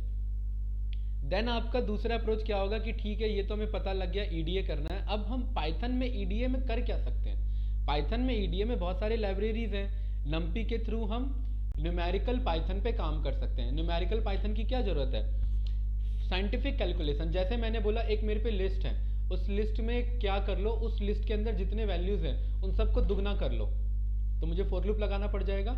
लेकिन क्या मेरे पास कोई ऐसा डेटा टाइप नहीं है जो एक ही बार में कर दे, तो है ऐसा डेटा टाइप, और उसी डेटा टाइप को क्या बोलते हैं, एरेज, NumPy एरे। तो साइंटिफिक कैलकुलेशन करने के लिए नम्पी पे काम करते हैं, और हमारा बेसिक स्टार्टिंग कहाँ से होगा, नम्पी से ही स्टार्ट होगा। दूसरा पांडास, पांडास अभी मैंने बताया टेबल पे काम करना। भाई ये रोज हटाने का काम, कॉलम हटाने का काम, नल वैल्यू हटाने का काम, फिल करने का काम। यहाँ पर अगर आपको अचानक से बोल दिया कि ये काम करो यार, ये जो 2 और बी एच के है इसमें 2 अलग करो और बी एच के अलग करो, ये एक टास्क आ सकता है। तो ये टास्क कैसे रिजॉल्व करोगे, पांडास के थ्रू, क्योंकि एक्सेल में करते तो एक लिमिट है 10,000, ये सॉरी 10 मिलियन 10 लाख रोज यानी 1 मिलियन रोज से ज़्यादा वो नहीं जाने देगा। आप पे 2 मिलियन रोज है तो यहाँ पे तो काम नहीं कर सकते, यस या नो। तो भाई ये एक इशू है, और इस इशू का रिजोल्यूशन, प्रॉब्लम सॉल्व कहाँ पर है, पांडास के थ्रू। ये मना नहीं करेगा, ये कह रहा है करोड़ों डेटा लाना है, लाओ मैं रेडी हूँ। इसीलिए पाइथन में डेटा एनालिस्ट किया जाता है, डेटा एनालिटिक्स का काम। अब मैटप्लोट्लिब कि भाई जब हम पे डेटा आ गया तो क्या आप उसका चार्ट बनाने एक्सेल पे जाओगे, डेटा तो पाइथन में है ना, डेटा तो जुपिटर नोटबुक में, तो क्या जुपिटर नोटबुक में पाइथन की तरफ से ऐसा कोई हम पे लाइब्रेरी नहीं हो सकता कि छोटा मोटा एनालिसिस हम एटलीस्ट यहाँ पर कर सके, हो सकता है ना। तो वही छोटा मोटा एनालिसिस करने के लिए ये मैटप्लोट्लिब लाइब्रेरी है, और छोटा मोटा नहीं, बहुत बड़ा एनालिसिस हो जाता है इससे, पूरा साइंटिफिक एनालिसिस इसी पे हो जाता है। आप कभी भी एक चीज़ ऑब्जर्व करना, जो गवर्नमेंट की वेबसाइट का डेटा होता है, जो गवर्नमेंट अपना रिपोर्ट पब्लिश करती है, वो सिंपल चार्ट्स होते हैं बहुत, पाई चार्ट बना दिया, लाइन चार्ट बना दिया, बार ग्राफ बना दिया, यस या नो। लेकिन जो प्राइवेट कंपनीज होते हैं वो बहुत इंटरेक्टिव, कलरफुल डिज़ाइन इन सब पे ध्यान रखते हैं, ऐसा क्यों। प्राइवेट है, पैसा बहाने के लिए बहुत पैसा है, उनको चाहिए कि प्रेजेंट अच्छा हो, है ना, इम्प्रेशन अच्छा पड़े, राइट। वो डेटा को सजा के भेजते हैं, उसका डिजाइनिंग करके भेजते हैं, भाई अच्छा दिखना चाहिए वेबसाइट मेरा, है ना, कंपनी की वैल्यू बढ़ेगी उससे, क्रेडिबिलिटी बनेगी उससे, उनका इंप्रेशन अच्छा पड़ रहा है क्लाइंट पे, क्लाइंट सोचेगा वाह यार कितना बढ़िया बना रखा है। गवर्नमेंट का क्या मतलब है भाई, मुझे बस उससे पर्पस समझना है कि क्या क्या रहा है, मीनिंग दो मुझे, चाहे वो पाई चार्ट से दिख रहा है दिखा दो, लाइन चार्ट से दिख रहा है दिखा दो। इसलिए आप जब भी वर्ल्ड स्टैटिस्टिक्स या अगर आप इंडियन गवर्नमेंट का डेटा देखोगे तो सिंपल चार्ट्स रहता है। अब डेटा कहाँ से मिलेगा, तो सबसे पहले आपको सारे वेबसाइट्स पता होने चाहिए, सब मैं शो करूंगा आपको, data.gov.in। ये ऐसा इंडियन गवर्नमेंट का प्लेटफॉर्म है जहाँ पर पूरे इंडिया का सारा डेटा है, इन पे सब डेटा, जो डेटा चाहिए वो यहाँ से मिल जाएगा। भाई मोदी जी ने बोला कि सारा जो डिजिटाइज होना चाहिए, डिजिटाइज होने का मतलब सारा डेटा ऑनलाइन रखो, तो ये जो ओपन गवर्नमेंट डेटा है यहाँ पर आप अपना एनालिसिस कर सकते हैं, इन्होंने रख ही दिया उस चीज़ को। 2 वेबसाइट है, एक तो ये और दूसरा आपका ये data.gov. जो डेटा चाहिए, ये देखिए ये एनालिसिस है, ये खुद इन्होंने एनालाइज किया है, अपने डेटा का ही एनालिसिस दे रखा है कि इन पे कितने डेटा मौजूद हैं, इन पे 6,80,000 डेटा मौजूद हैं, रिसोर्सेस, ठीक है, कितनी बार डाउनलोड हो गए, ये हो गए। तो डेटा के इंफॉर्मेशन को मैं मेटा डेटा कहता हूँ। मेटा डेटा क्या होता है, डेटा का डेटा या information of data is called Meta data. जैसे कि फॉर एग्जांपल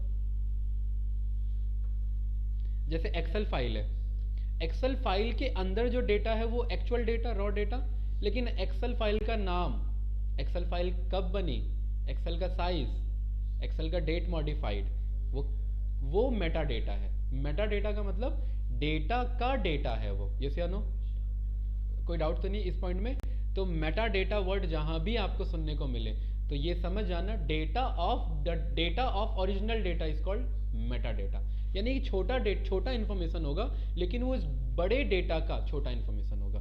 इनके पास बहुत सारा डेटा है ना, उस बहुत सारे डेटा का ये मेटा डेटा है कि भाई कितने रिसोर्सेज हैं, कितने विजुअल्स इन्होंने बनाए, कितने कैटलॉग हैं, कितने टाइम्स डाउनलोड हो गया, कितनी बार व्यू हो चुका है, कितने एपीआईज पे काम चल रहा है। एपीआईज का मतलब कुछ ऐसे वेबसाइट्स हैं जो डाउनलोड नहीं करते हैं, इनके वेबसाइट से डेटा स्क्रैप करवा लेते हैं, मंगा लेते हैं, और ओरिजिनल प्रोसेस के थ्रू मंगाते हैं, इलीगल नहीं, क्योंकि गवर्नमेंट वेबसाइट को स्क्रैप करना इलीगल है, ठीक है, according to Indian government law, कि आप गवर्नमेंट वेबसाइट को स्क्रैप नहीं कर सकते। अगर डेटा, आप लोगों ने वेब स्क्रैपिंग तो पढ़ा होगा ना पाइथन में, नहीं भी पढ़ा है तो सुना तो होगा। वेब स्क्रैपिंग क्या होता है, वेबसाइट के डेटा को स्क्रैप कराना। स्क्रैप करने का मतलब क्या होता है, सिंपल सी भाषा में चोरी कराना।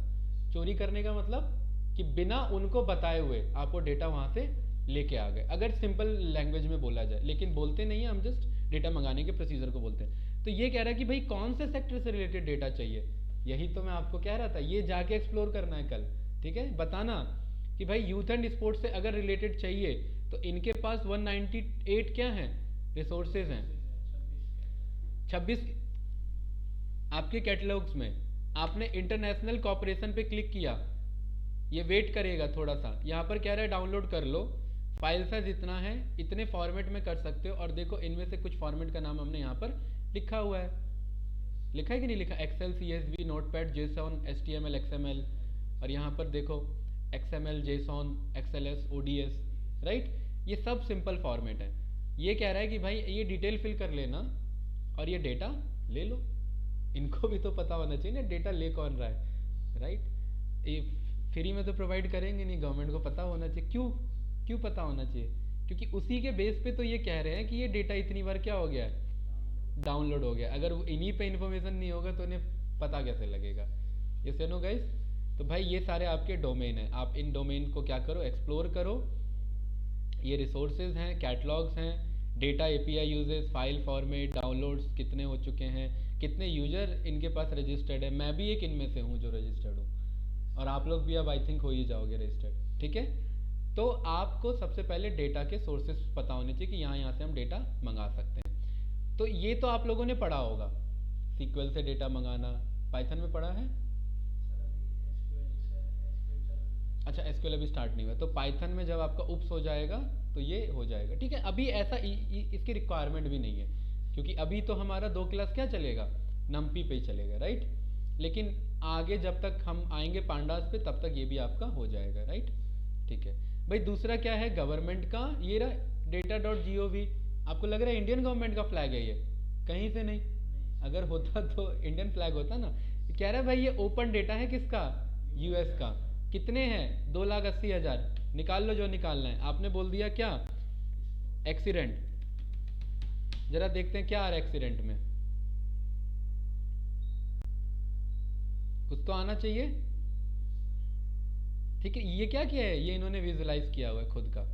कह रहा है 80 डेटा है मिले, किससे रिलेटेड, एक्सीडेंट से रिलेटेड। निकाल लो भाई, यहाँ पर ये मोटर व्हीकल कोलिजन का डेटा है, देखो डाउनलोड करो। तो अब आप मुझे बताओ, क्या आपको लग रहा है डेटा की कमी होने वाली है आप पे? भाई 2 लाख डेटा इधर हो गया, 2 लाख नहीं, कितना था जितना भी था, लाखों डेटा इधर हो गया, लाखों डेटा इंडियन डेटा हो गया, और अभी 2-4 साइट और बताऊंगा। डेटा की कमी नहीं है, कमी किस चीज़ की होने वाली है, टाइम की, क्योंकि आप उतना एनालाइज नहीं कर पाओगे, राइट। भाई कह रहा है कि यहाँ पर CSV का फुल फॉर्म क्या होता है, कॉमा सेपरेटेड वैल्यूज। कह रहा है इसे डाउनलोड कर लो डाउनलोड। जरा देखो कैसा है, ये हो गया डाउनलोड? ठीक है, देखते हैं।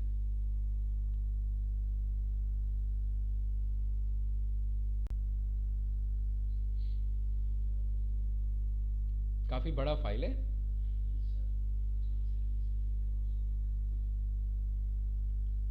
अब देखो क्या लिखा है यहाँ पर, एक्सेस एंड यूज इंफॉर्मेशन क्या लिखा है, this data set is intent for public access and use. भाई ये डिस्क्लेमर है इनका, ठीक है। Non federal, this data set is covered by different terms of uses, और ये रहे इनके टर्म्स एंड कंडीशन, और no license information was provided. इसका मतलब है कि आपको पर्टिकुलर लाइसेंस की रिक्वायरमेंट नहीं है इस डेटा को यूज करने के लिए, फ्री यूजेस है, लेकिन उसमें भी कुछ टर्म्स एंड कंडीशन है, और वो टर्म्स एंड कंडीशन आप जाके पढ़ना हो पढ़ सकते हो, वैसे उतना यूज नहीं है, राइट। पासवर्ड हो गया, अकाउंट सिक्योरिटी, ये सब तो खैर ऊपर ऊपर की बातें। डेटा अभी भी डाउनलोड नहीं हुआ है वो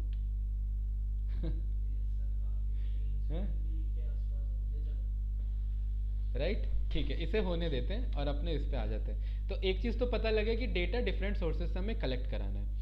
नम्पी का काम होगा साइंटिफिक कैलकुलेशन, पांडास का काम होगा उस डेटा पे काम करने के लिए, और मैटप्लॉट से हम कुछ बेसिक विजुअल प्लॉट कर सकते हैं। सीबॉर्न मैटप्लॉट का ही एडवांस भाई है, ठीक है। और भाई ना बोल के अगर फादर बोले तो ज़्यादा अच्छा होगा, क्योंकि बहुत एडवांस है, इससे ज़्यादा एडवांस है। भाई आप चाहते हो कि आप क्लाइंट के आगे ना यही जुपिटर प्रेजेंट करना है, जरूरत पड़ गई, प्रेजेंटेशन नहीं है, यही क्या करना है, प्रेजेंट करना है, तो उस केस में हम कौन सा विजुअल यूज़ कर सकते हैं, सीबॉर्न यूज़ कर सकते हैं। और कुछ इन्फॉर्मेशन मैटप्लॉटलिब नहीं देता, वो इन्फॉर्मेशन कौन देगा, सीबॉर्न देगा। तो सीबॉर्न और मैटप्लॉटलिब जब भी आपको सुनने को मिला, इसका मतलब क्या, दोनों विजुअलाइजेशन लाइब्रेरीज हैं जिनका काम है विजुअल बना के देना, यानी चार्ट बना के देना, और वो दोनों हम पाइथन में कर सकते हैं इंपोर्ट करा के। तीसरा हो जाता है इंटरेक्टिव। इंटरेक्टिव मतलब और एडवांस, और ये इतना एडवांस है कि यूज़ भी नहीं होता इन जनरली, क्योंकि टाइम वेस्टेज ऑफ टाइम है इसमें। ये कब यूज़ होता है? जब आपको जुपिटर नोटबुक को ही एज अ प्रेजेंटेशन यूज़ करना है, तभी यूज़ होगा।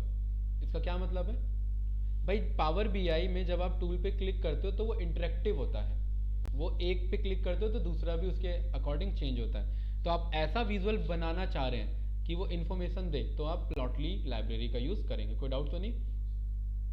देन रोड मैप ये हमें आना चाहिए, सीक्वल्स में ये सब हमें आना चाहिए, एक्सेल में हमें ये सब एटलीस्ट आना चाहिए, मैथमेटिक्स आना चाहिए, कौन सा बिजनेस मैथमेटिक्स आना चाहिए, कुछ टर्म हमें पता होने चाहिए डोमेन से रिलेटेड, जो आपको मैंने टास्क ऑलरेडी दिया ही है। आई थिंक अगर कल नहीं तो नेक्स्ट वीक तक तो कर ही सकते हो। कितने डोमेन का एक्सपेक्ट करूँ? एटलीस्ट डोमेन मैंने बता दिया कहाँ से मिल जाएगा। 10 डोमेन के कितने टर्म्स? एटलीस्ट 10 टर्म्स हो जाएंगे। ठीक है भाई, बहुत इजी है भाई। क्रिकेट उठाओ, क्रिकेट में 10 से ज़्यादा टर्म मिल जाएंगे, हैं?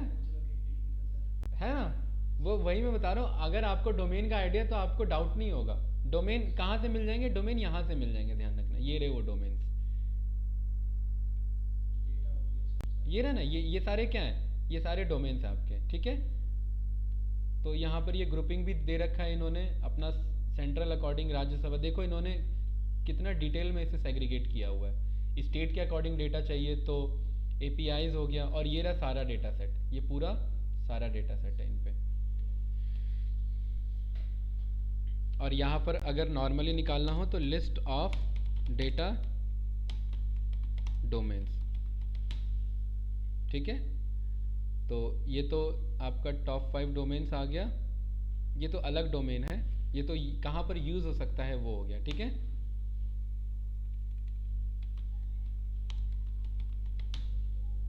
ये है वर्क डोमेन आपके, ठीक है।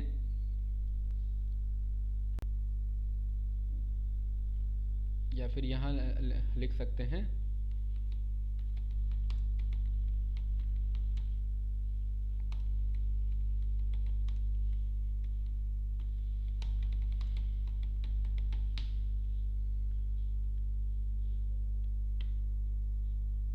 तो यहाँ पर क्या लिखा हुआ है? What kind of companies do at analyst work for? Big investment banks हो गया, हेज फंड हो गया, इक्विटी हो गया, हेल्थ केयर हो गया, मार्केटिंग हो गया, रिटेल हो गया।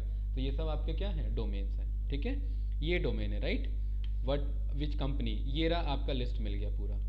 बैंकिंग एंड सिक्योरिटीज़ हो गया, मीडिया एंड एंटरटेनमेंट हो गया। भाई पीवीआर वाले बोलते हैं कि ये मतलब डंकी मूवी इतना हज़ारों करोड़ कमा लेगी, कैसे बोल सकते हैं? एनालिसिस किया होगा ना कुछ। फार्मा, हेल्थ केयर हो गया, एजुकेशन हो गया, मैन्युफैक्चरिंग। तो आई थिंक ये वाला यूआरएल मोर देन इनफ है, आप इस पर एनालिसिस कर सकते हो, ठीक है। तो ये लिंक मैं उठा के भेज देता हूँ यहाँ पर ग्रुप में, क्लियर?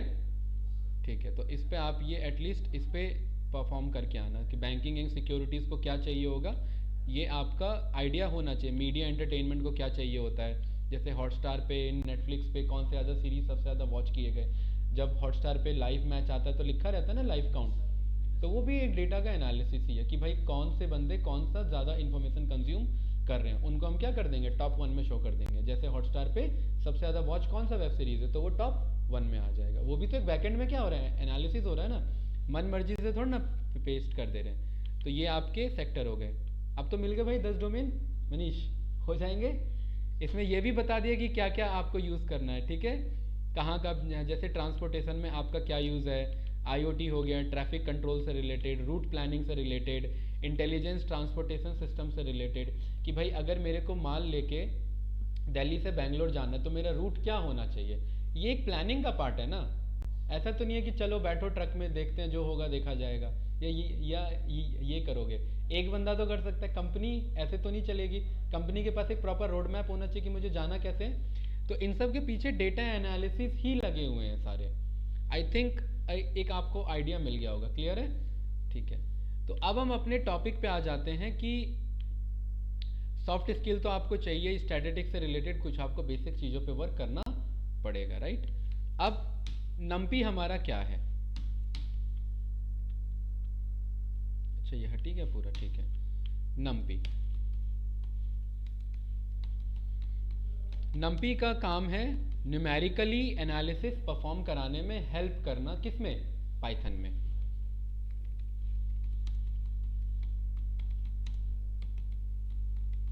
फॉर न्यूमेरिकल एनालिसिस और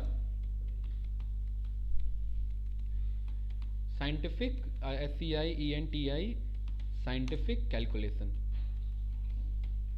ठीक है। ये फाइल वाइल सब में भेज दूंगा आपको, क्लियर है। कोई रिक्वायरमेंट नहीं है, अगर लिखना है तो लिख लो, ऐसे कोई रिक्वायरमेंट नहीं है, ठीक है। फाइल में भेज ही दूंगा। भाई नम्पी के अंदर हम न्यूमेरिकली एनालिसिस करते हैं, नम्पी का मतलब ये न्यूमेरिकल पाइथन। क्यों रिक्वायरमेंट पड़ी, अगर ए मेरे पास एक लिस्ट है, ठीक है, बहुत सारे इसके पास ये डेटा है। मैंने कहा कि भाई आपको क्या करना है कि इस ए के रखे हुए हर एलिमेंट को मुझे 3 गुना करना है, 3 टाइम्स करना है, यानी 1 बन जाए 3, 23 बन जाए, जो भी आंसर है, 25 बन जाए 625। कैसे होगा, बेसिक पाइथन से कैसे होगा, कोई आइडिया।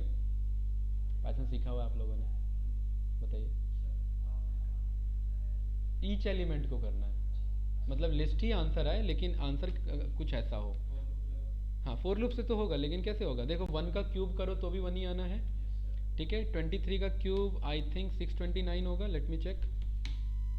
23 का क्यूब, हाँ भाई 12167, वो तो स्क्वायर हो गया आपका, ठीक है। कितना है, 12167। तीसरा क्या है आपका 25 का, तो इसका भी 15625, 15625, ऐसे ही हर एक एलिमेंट का आना चाहिए। ये तो मैंने 2 हिंट के लिए आपको बता दिया। कैसे कर सकते हैं बताइए, सोचिए थोड़ा सा। यहाँ पर पाइथन की रिक्वायरमेंट है, थोड़ा सा एटलीस्ट कोडिंग। बताइए भाई, कौन बताना चाहेगा आप में से। बेसिक है यार,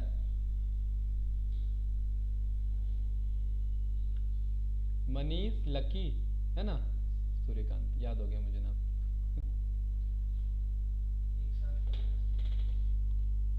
पाइथन में रेट करिए अपने आप को आउट ऑफ 10। 1 2 3 4 5 6 7 8 9 10, कितना देंगे अपने आप को, खुद का एनालिसिस करना है अब आपको। और ये क्वेश्चन इंटरव्यू में पूछा जाता है, ये एक फर्स्ट क्वेश्चन है जो आपसे पूछ लिया जाएगा, जा सकता है। आप बोलोगे पाइथन आती है, वो पूछ सकता है कि रेट कर दो। रेट करने का मतलब मुझे बता दो रेटिंग, आप अपने आप को खुद कितना देना चाहते हो, क्योंकि क्वेश्चन उसके हिसाब से फिर वो क्या करेगा। आपने बोला 8, तो आप समझ रहे हो क्वेश्चन उस हिसाब से आएंगे। आपने बोला 5, क्वेश्चन उस हिसाब से आएंगे। 2, आप समझ ही रहे हो कि वो क्वेश्चन पूछेगा भी या नहीं भी पूछेगा, चांसेस हैं। बताइए, खुद का एनालिसिस 5, आपका 6, आपका भाई 7। सीक्वेंस चल रहा है,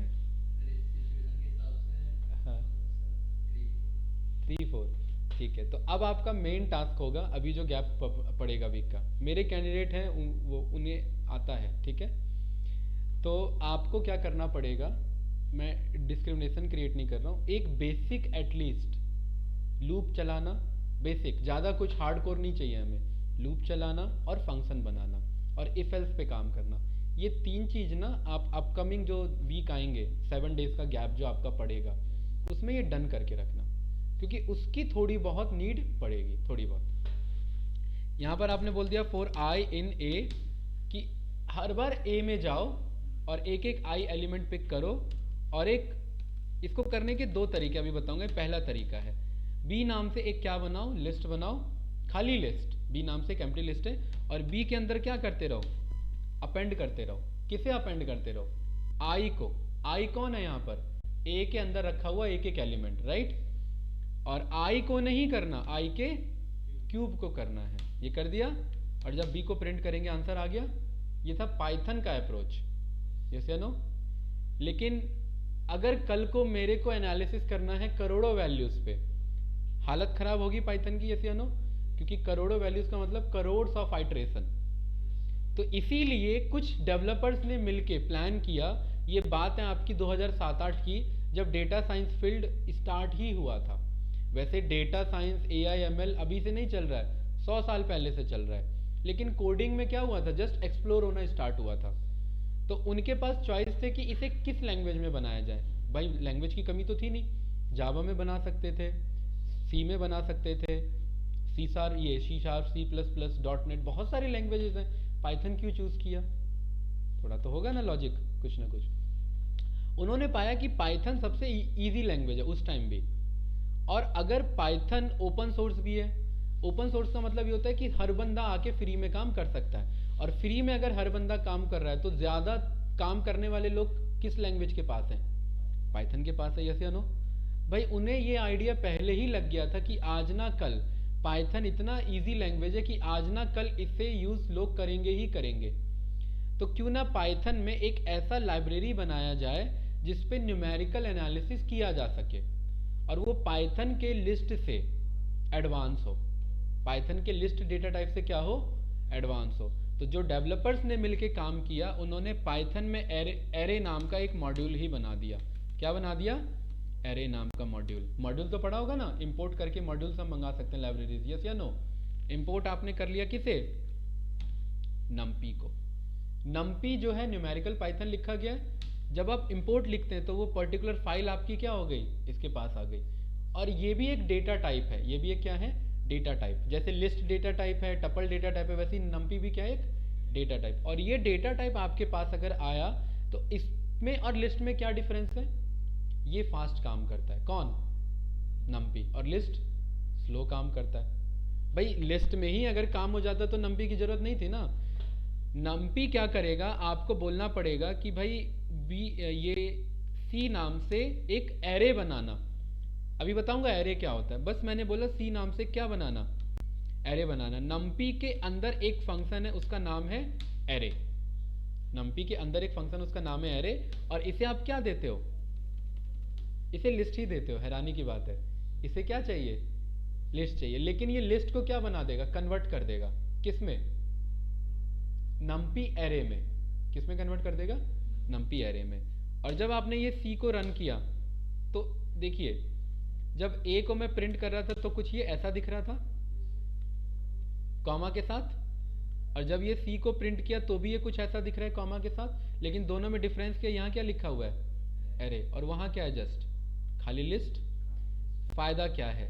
अगर आपने बोला कि सी नहीं चाहिए मुझे, सी में हर एलिमेंट को क्या कर दो, 3 टाइम्स कर दो, खत्म कहानी, हो गया, डन।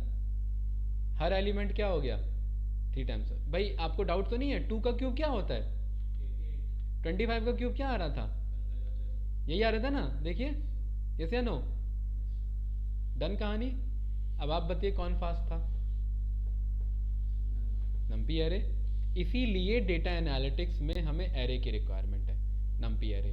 कोई डाउट तो नहीं?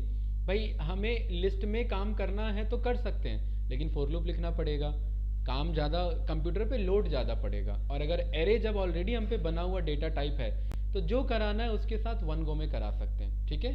अब सवाल ये है कि एरे होता क्या है। एरे भी आपका एक ऑब्जेक्ट है पाइथन में। ऑब्जेक्ट का मतलब होता है खुद का डेटा टाइप है अपना, ये राइट, जो कि आपका collection of similar data type elements, ठीक है। क्या मतलब है इनका, सिमिलर डेटा टाइप एलिमेंट्स का? ये स्पेलिंग है सिमिलर की, लेट मी चेक। एक और SIMI आएगा ना, मैंने क्या लिख दिया, पहले ही ठीक लिखा था ना, SIMILAR, पहले ही ठीक लिखा था, ठीक है।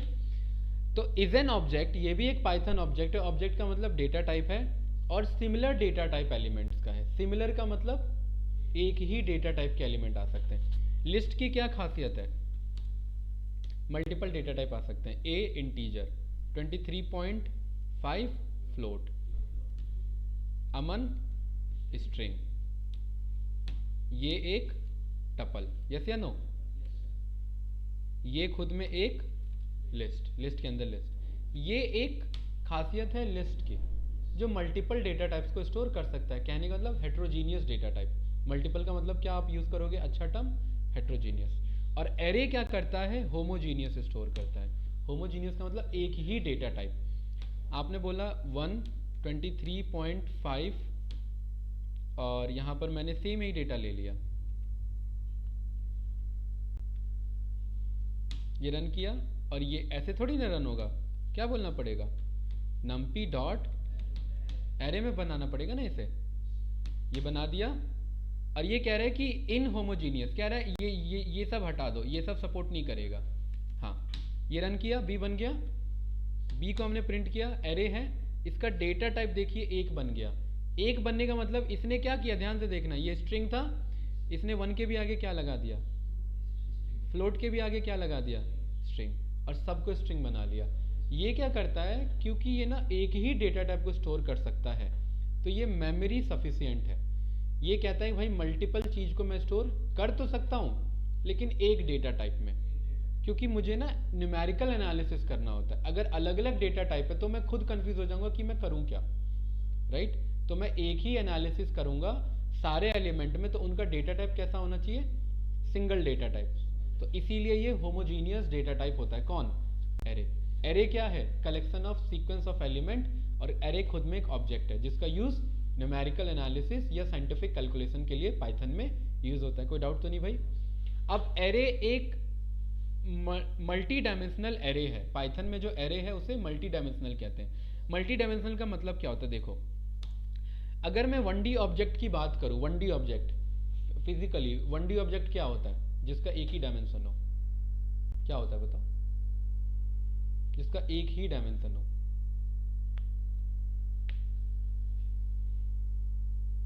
कभी देखा है एक डायमेंशन का ऑब्जेक्ट है, बताओ भाई। डॉट, जो डॉट है मेरा वो 1D है, उसका कोई डायमेंशन नहीं है, उसका एक डायमेंशन है। ना तो लेंथ, ना तो आपको मतलब एक ही मिलेगा, चाहे लेंथ मान लो चाहे ब्रेथ मान लो या जो मानना है। डॉट एक क्या है, एक 1D है। एरे नहीं, 1 डायमेंशनल ऑब्जेक्ट है। 2 डायमेंशनल ऑब्जेक्ट फिजिकल वर्ल्ड की बात कर रहा हूँ। 2D ऑब्जेक्ट ये सब तो 3D है, जो देख रहे सब 3D है। हाँ बहुत अच्छा। लाइन एक क्या है, 3D ऑब्जेक्ट है। जो भी आप व्हाइट बोर्ड पे ड्रॉ कर रहे हो सब 2D ऑब्जेक्ट है ना। वो दिखने में 3D बना सकते हो उधर, लेकिन सब वो 2D ऑब्जेक्ट है। 3D ऑब्जेक्ट, क्या मैं पेपर को 2D बोल सकता हूँ? एक पेपर बहुत पतला सा पेपर है राइट, उन्हें 2D बोला जा सकता है क्योंकि उसकी हाइट बहुत ज़्यादा कम है, राइट। 1D ऑब्जेक्ट का मतलब है कि एक डायमेंशन है लेकिन बाकी 2 डायमेंशन बहुत कम है। बहुत कम मतलब है ही नहीं, तो वो 1D है। 2D का मतलब 2 डायमेंशन दिख रही है लेकिन तीसरी क्या है, बहुत कम है या है ही नहीं, दिख ही नहीं रही है। 3D का मतलब क्या होता है, 3 डायमेंशन है। आप जो भी ऑब्जेक्ट देख रहे हो फिजिकली वो सब क्या है, 3D है। जो आइज हमारी ऑब्जर्व कर रही हो सब 3D ऑब्जेक्ट है, राइट। तो ऐसे ही पाइथन में भी 3 तरीके से डायमेंशनल एरे बना सकते हैं। और not only 3, we can make ND dimensional. ND का मतलब n डायमेंशन, 3 भी बना सकते हैं, 4 भी, 5 भी, 6 भी, 7, 8, 9, 10। डॉक्टर स्ट्रेंज मूवी देखी है, मार्वल्स है? आप लोगों ने नहीं देखी है? साइंस फिक्शन कोई नहीं, आपने देखी है ना डॉक्टर स्ट्रेंज? उसमें डॉक्टर, अरे मेन चीज को तो मिस ही कर दिया है उसमें सारे पावरफुल कैरेक्टर हैं, ठीक है। तो डॉक्टर स्ट्रेंज मूवी अभी जो आई थी, मल्टीवर्स, बहुत पहले आई थी, अभी मतलब टाइम हो गया 1-2 साल। वो क्या है, मल्टीवर्स में ट्रेवल करता है। मल्टीवर्स का मतलब n डायमेंशनल यूनिवर्स है। पता नहीं है कौन सा यूनिवर्स है, एक यूनिवर्स, 2 यूनिवर्स, 3-4 नहीं, कई 100 200 यूनिवर्स में ट्रेवल कर जा रहा है वो एक साथ में बंदा, राइट। तो यहाँ पर ना अगर मैं आपको बोलूँ 4D ऑब्जेक्ट को इमेजिन करने के लिए, तो आप 4D ऑब्जेक्ट को इमेजिन नहीं कर सकते। सोचो 4D ऑब्जेक्ट कैसा दिखता होगा। 3D ऑब्जेक्ट तो दिख रहा है सभी, 4D कैसा होगा? 4D नहीं एग्जिस्ट करता, इसलिए आप इमेजिन नहीं कर सकते। तो वहाँ जो वो जो मूवी है ना, उस मूवी में एक टेसरेक्ट क्यूब है, देखा होगा आपने, ब्लू कलर का टेसरेक्ट क्यूब, उसको बोला जाता है 4D ऑब्जेक्ट। एक एग्जाम्पल के लिए बोला जाता है 4D ऑब्जेक्ट, लेकिन 4D ऑब्जेक्ट एग्जिस्ट नहीं करता। अब भाई सिंपल सी बात है, जब 4D एग्जिस्ट नहीं करता तो 5D नहीं करेगा, 6D नहीं करेगा, 7D नहीं करेगा, नहीं करेगा। लेकिन पाइथन में, मैथमेटिक्स में सब कुछ एग्जिस्ट करता है। Mathematically 1D, 2D, 3D, 4D, 5D, 6D, 7, 8, 9, 10 infinite D available है। और इसीलिए इन्फानाइट डीज अवेलेबल हैं, तो एरे भी इन्फानाइट बन सकता है। इसीलिए एरे को यहां पर बोला जाता है पाइथन में N dimensional array. N dimensional array, N dimensional का मतलब एन की वैल्यू कुछ भी हो सकती है, पॉजिटिव, जीरो नहीं, 1 2 3 4 5 से लेकर के इनफाइनाइट वैल्यूज हो सकती है, राइट। तो 1D एरे को क्या बोला जाता है? 1D एरे को बोलते हैं हम, आप लोगों ने बचपन में पढ़ा होगा मैथमेटिक्स में। आप लोग का 12th किस चीज़ से हो रखा है? कॉमर्स में। अच्छा, कॉमर्स में मैथमेटिक्स में वेक्टर पढ़ा था? हैं? अच्छा, आईपी क्या बोलते हैं? Intellectual property rights. फिर अच्छा, कंप्यूटर वाला, अच्छा ठीक है ठीक है, इन्फॉर्मेशन प्रैक्टिसेस, हाँ एसक्यूएल वाला पार्ट जो दे रखा है, राइट। हाँ वो रिक्वायरमेंट होता है कॉमर्स स्टूडेंट को।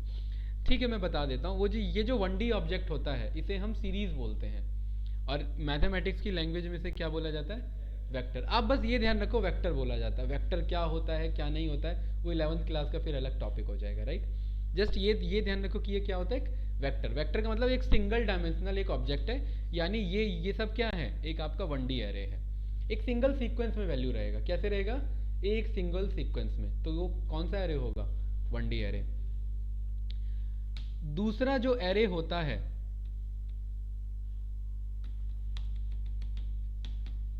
इसे यहां बोला जाता है मैट्रिक्स। है, मैट्रिक्स पढ़ा भी होगा, और मैट्रिक्स मूवी देखी है? एक मैट्रिक्स मूवी भी है, उसका नाम याद नहीं आ रहा मुझे, बंदे का, हीरो का, पता नहीं, जो भी है, बढ़िया मूवी है। मैट्रिक्स एक 2 डायमेंशनल स्पेस, ठीक है, जिसका एक अपना रोज है और एक अपना कॉलम है। तो यहाँ पर एरे का मतलब एक रो में भी एरे लिखा है और एक कॉलम में भी एरे लिखा है। कोई डाउट तो नहीं?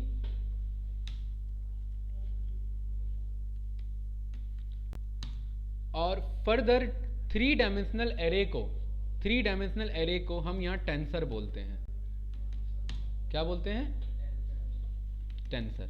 ये टॉपिक स्टार्ट हो जाता है मशीन लर्निंग के लिए, एआई के लिए, और आपका डीप लर्निंग के लिए।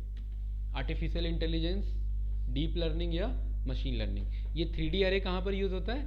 यहाँ पर यूज होता है। एज अ डेटा एनालिस्ट हमारा काम कहाँ तक है? बस यहाँ तक है, 1D और 2D।